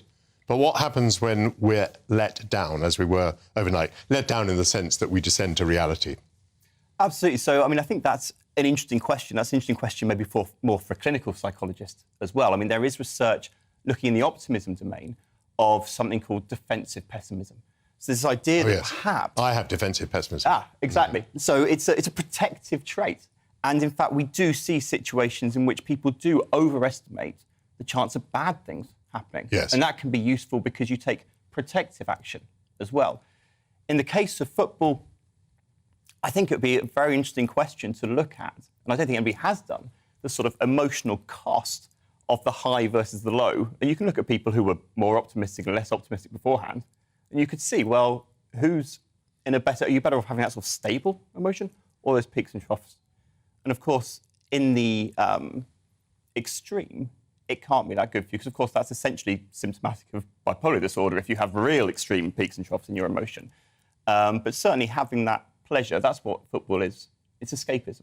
Well, I was going to say, in a way, we're being over-analytical because for a whole group of people, whatever they may go through, whatever roller coaster of emotion they may go through, football is fundamental to their life. And do you know anything about that? Do you know anything about how important it is to people's sense of self-worth, the way they organise their lives to be part of a football fraternity? And can we describe that as positive? I think it's certainly positive for those people. It increases their well-being. Typically, it's what they spend. Our leisure time is important to us to increase our well-being. And football's, of course, quite unique, certainly in sort of British sports, in terms of that, you all stay together. You share the emotions. If you watch rugby, you sit next to supporters for different teams. Same with cricket. In football, you win and lose together.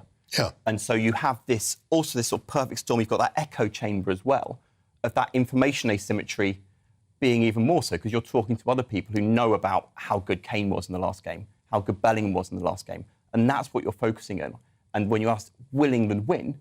You essentially can look at that and say, well, look at what great form Bellingham's in.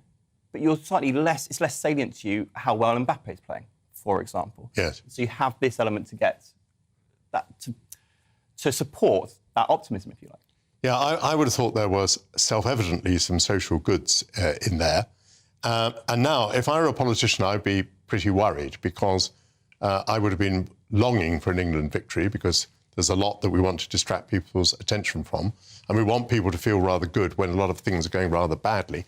So if I were a politician today, I'd be a little bit worried about this England result because people are fed up and they're no longer distracted and the attention is going to be back on the brutal reality of this run up to Christmas. I think the short answer to that is yes. I think there's a right to be worried. I think without that distraction, those other things come more to the fore and you're focusing more on those more, dare I say it, more important everyday things versus the game that is football. And some people might be upset by that, but I think that distraction is really critical. Well, Dr. Adam Harris, I took you well outside your own sphere there, led you into politics. Coming up, will you be serving Christmas pudding at your festive lunch? Why is Christmas pudding a traditional part of Christmas Day? That's after the break.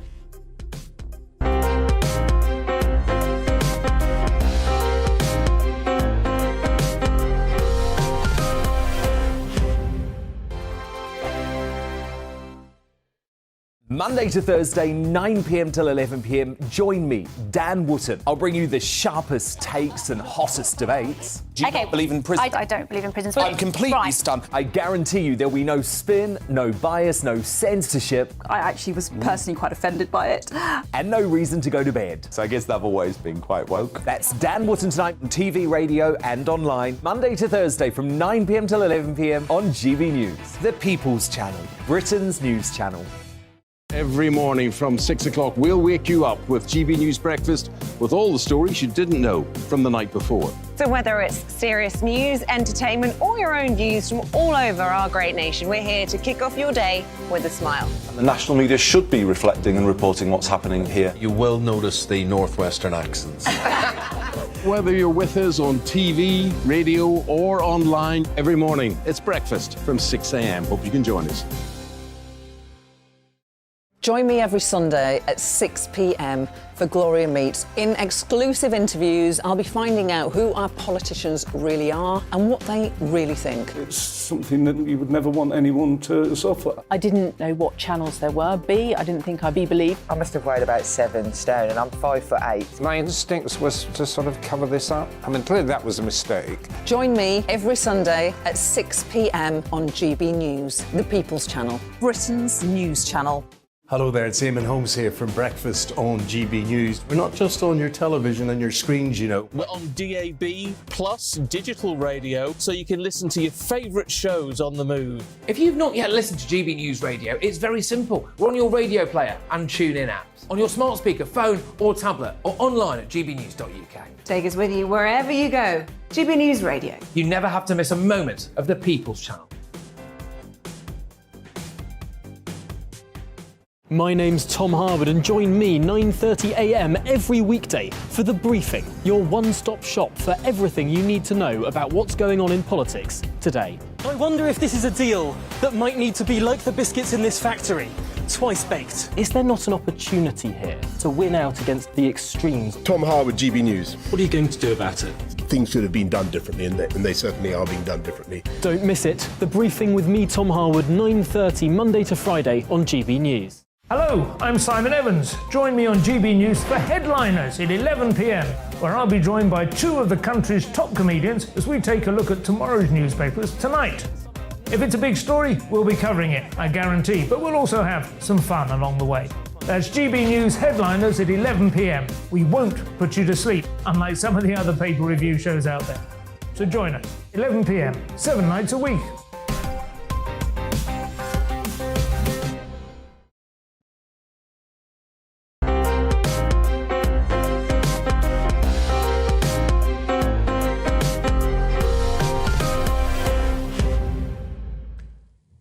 Christmas is coming. For many, the festive season involves spending time with loved ones, giving and receiving gifts, and food. Despite shortages and the cost of living crisis, it's likely that many families will sit down to the traditional turkey, Christmas pudding, and mince pies. With cookie dough mince pies and chocolate Christmas pudding, chefs introduce their own spin on the classics. To show me a few culinary variants on tradition, I'm joined now by Tristan Welch, award-winning cook and head chef of the Parker's Tavern in Cambridge. And you're very welcome here. Thank you. And you have brought some splendid things with you that smell absolutely magnificent.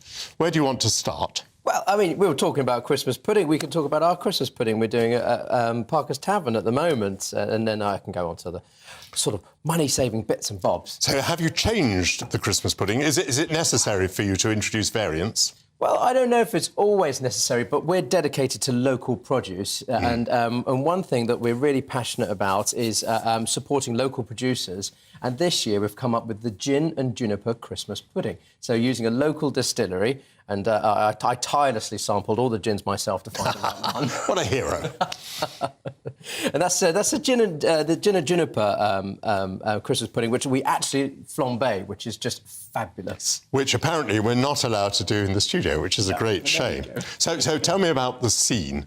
Do you dim the lights and so on when you flambe? It's wonderful in the evenings. Oh, gosh, yeah, it's wonderful in the evenings. It's a ceremony. It's Christmas. Yes. It's a real ceremony, and that's what it's all about. It's about bringing friends together and just having an occasion. Have you got a flambeing tip? I mean, is it... I've sometimes warmed up the ladle and made sure that the liquor was nice and warm, and then kind of poured it and lit it. So but it's got to be quite warm as it goes, hasn't it? Perfect. Yeah, absolutely. That's the perfect tip. Another tip is always look above as well, just in case there's a fire alarm above you. Oh, yeah. Because that's happened before as well. Or a long Christmas streamer. What is that ground up over there? So, right, this is another little Christmas, a lovely little Christmas tipple. Let's just give us a show. Well, it's coffee grounds. It's coffee grounds. Coffee grounds that we turn into coffee liqueur. So there's used coffee grounds. That's from your espresso machine just out the back there.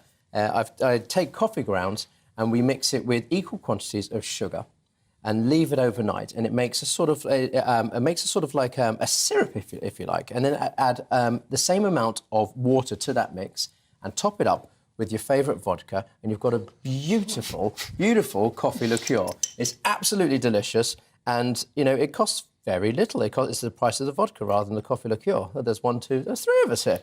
Alistair Stewart is going to come into vision in just a moment. But until he comes on, let me do the hard work here. Cheers, Merry Christmas. Cheers. Incorrigible, Portillo. I suspect, then, I suspect, though, that you're quite interested in recycling, making use of what would otherwise be waste material, like coffee grounds. Well, absolutely. So I'm dedicated to good, amazing quality produce, and when you buy this beautiful produce, you've got to use it in every single way you can. So that's a great tip of using up your coffee grounds and actually saving a bit of money and making your life a little bit more delicious. And it takes us on to this one, really, which is candied orange peel. So one of the things is in my house is that we have oranges and then we throw away the peel. Of course you do. So I thought, well, how can we use it? So we've done this beautiful candied orange peel, which is normally quite expensive in those very smart, very smart chocolate shops. So we take the peel, we blanch it, or that means bring it to the boil from cold water to boiling twice, and that removes the bitterness of the peel. Right. Then I make a simple syrup, which is equal quantities of water and sugar. We bring that to the simmer, drop this blanched or part-cooked orange peel in that syrup for about 45 minutes. And then you've got this wonderful sort of translucent tart-style skin, and then we let it dry, take it out of the stock syrup, leave it for a day, and then dip it in this wonderful granulated sugar. That is delicious, and a terrific saving twice over, because you've saved the waste and you've also saved an enormous amount of money. What is that, just a chocolate sauce? So you can take it in I've melted some chocolate just in the microwave, and I'm popping it down here, and let that set wonderfully, and you've got chocolate-dipped citrus peel. It makes a wonderful Christmas present. And also it's extremely cheap and easy to do. And it's also twice as nice as any other normal Christmas present because you've made it yourself. Absolutely. And what's this in the jar? That's honey, is it? Oh, well, this would be lovely, but this is another Christmas treat. It's the syrup from when we cooked the orange peels. And it's a very sort of citrusy syrup. And if you put that in the bottom of well, I tell you what, it makes the nastiest Prosecco or Cava taste delicious. So you can pop a little bit in a glass, and top up with your favourite sort of Prosecco, Cava, Champagne, any sparkling wine, and it tastes absolutely delicious and incredibly Christmassy. Will you literally be working on Christmas Day? Will you have lunches in on Christmas Day? Yes, absolutely. Yeah, absolutely. Yeah. So it's not a day off for you, is it? No, not in our industry. Not in our industry. And I am occasionally a person who goes to a hotel on Christmas Day. Alistair, are you a man who ever goes to a hotel on Christmas Day? I bet you don't.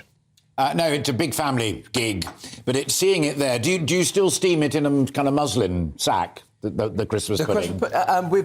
Now it's plastic pudding containers. Just remind me, it was one of the big events for my maternal grandmother, who used to be a kitchen maid upstairs, downstairs, and she used to put beautiful old silver sixpences and threepences in the pudding, and if we, the grandchildren, were lucky enough to chance upon one as we ate it, then we had to give it back to Grandpa, who would then give us proper coinage so that Grandma's collection remained. I absolutely adore it. And a little bit of brandy butter. Tristan, you're so interested in conservation, you should think of getting rid of your plastic bowl and going back to muslin, perhaps. Anyway. Very good point. Thank you so much for being with us. Delicious food. Brilliant. We've just got a moment for you to tell us perhaps what's coming up in your show. Yeah, very briefly, the announcement that they were reopening the coal mine up in Cumbria caught my eye. Nothing to do with energy policy or energy security, but it may just have something to do with growth and giving jobs to people up there. But also the Prime Minister easing off the opposition to wind farms. So we're looking at what's happening on the energy front, and we've got some more Christmas tips for people as to how to save a little bit of money. Flambeing is one of them, patently. I'm kind of mildly amused because, of course, I was part of that group of people vilified at a time when coal mines were closing, but now, of course, the left is opposing coal mines reopening. Harold Wilson closed more than Thatcher and Hazel. It went on for 50 years. Yeah. So that is Alistair Stewart, who's coming up in just a few moments. I would like to thank Tristan Welch, who's been with me just now, and also all my guests. Please enjoy the rest of your Sunday. Thanks for watching, and goodbye.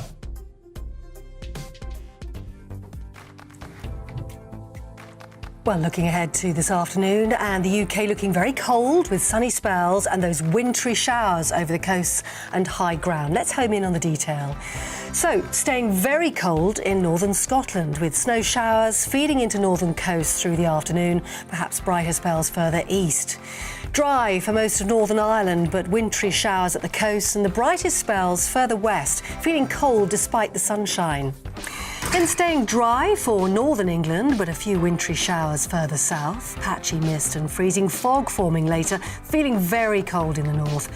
And feeling very cold too for Wales as well. Sunny spells in the west, cloudier in the east, a risk of those wintry showers returning, particularly over high ground, light winds, temperatures in low single figures.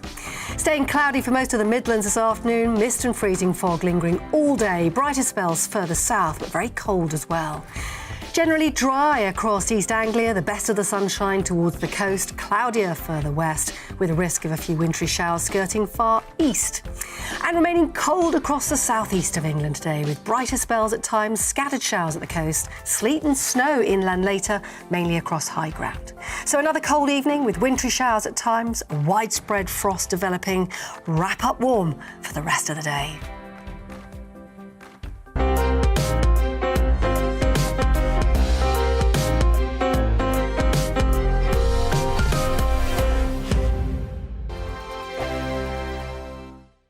We are GB News, and we'd like to say thank you to each and every one of you for bringing us your conversations, for helping our great nation find its voice. We are here for you on radio, television, and online.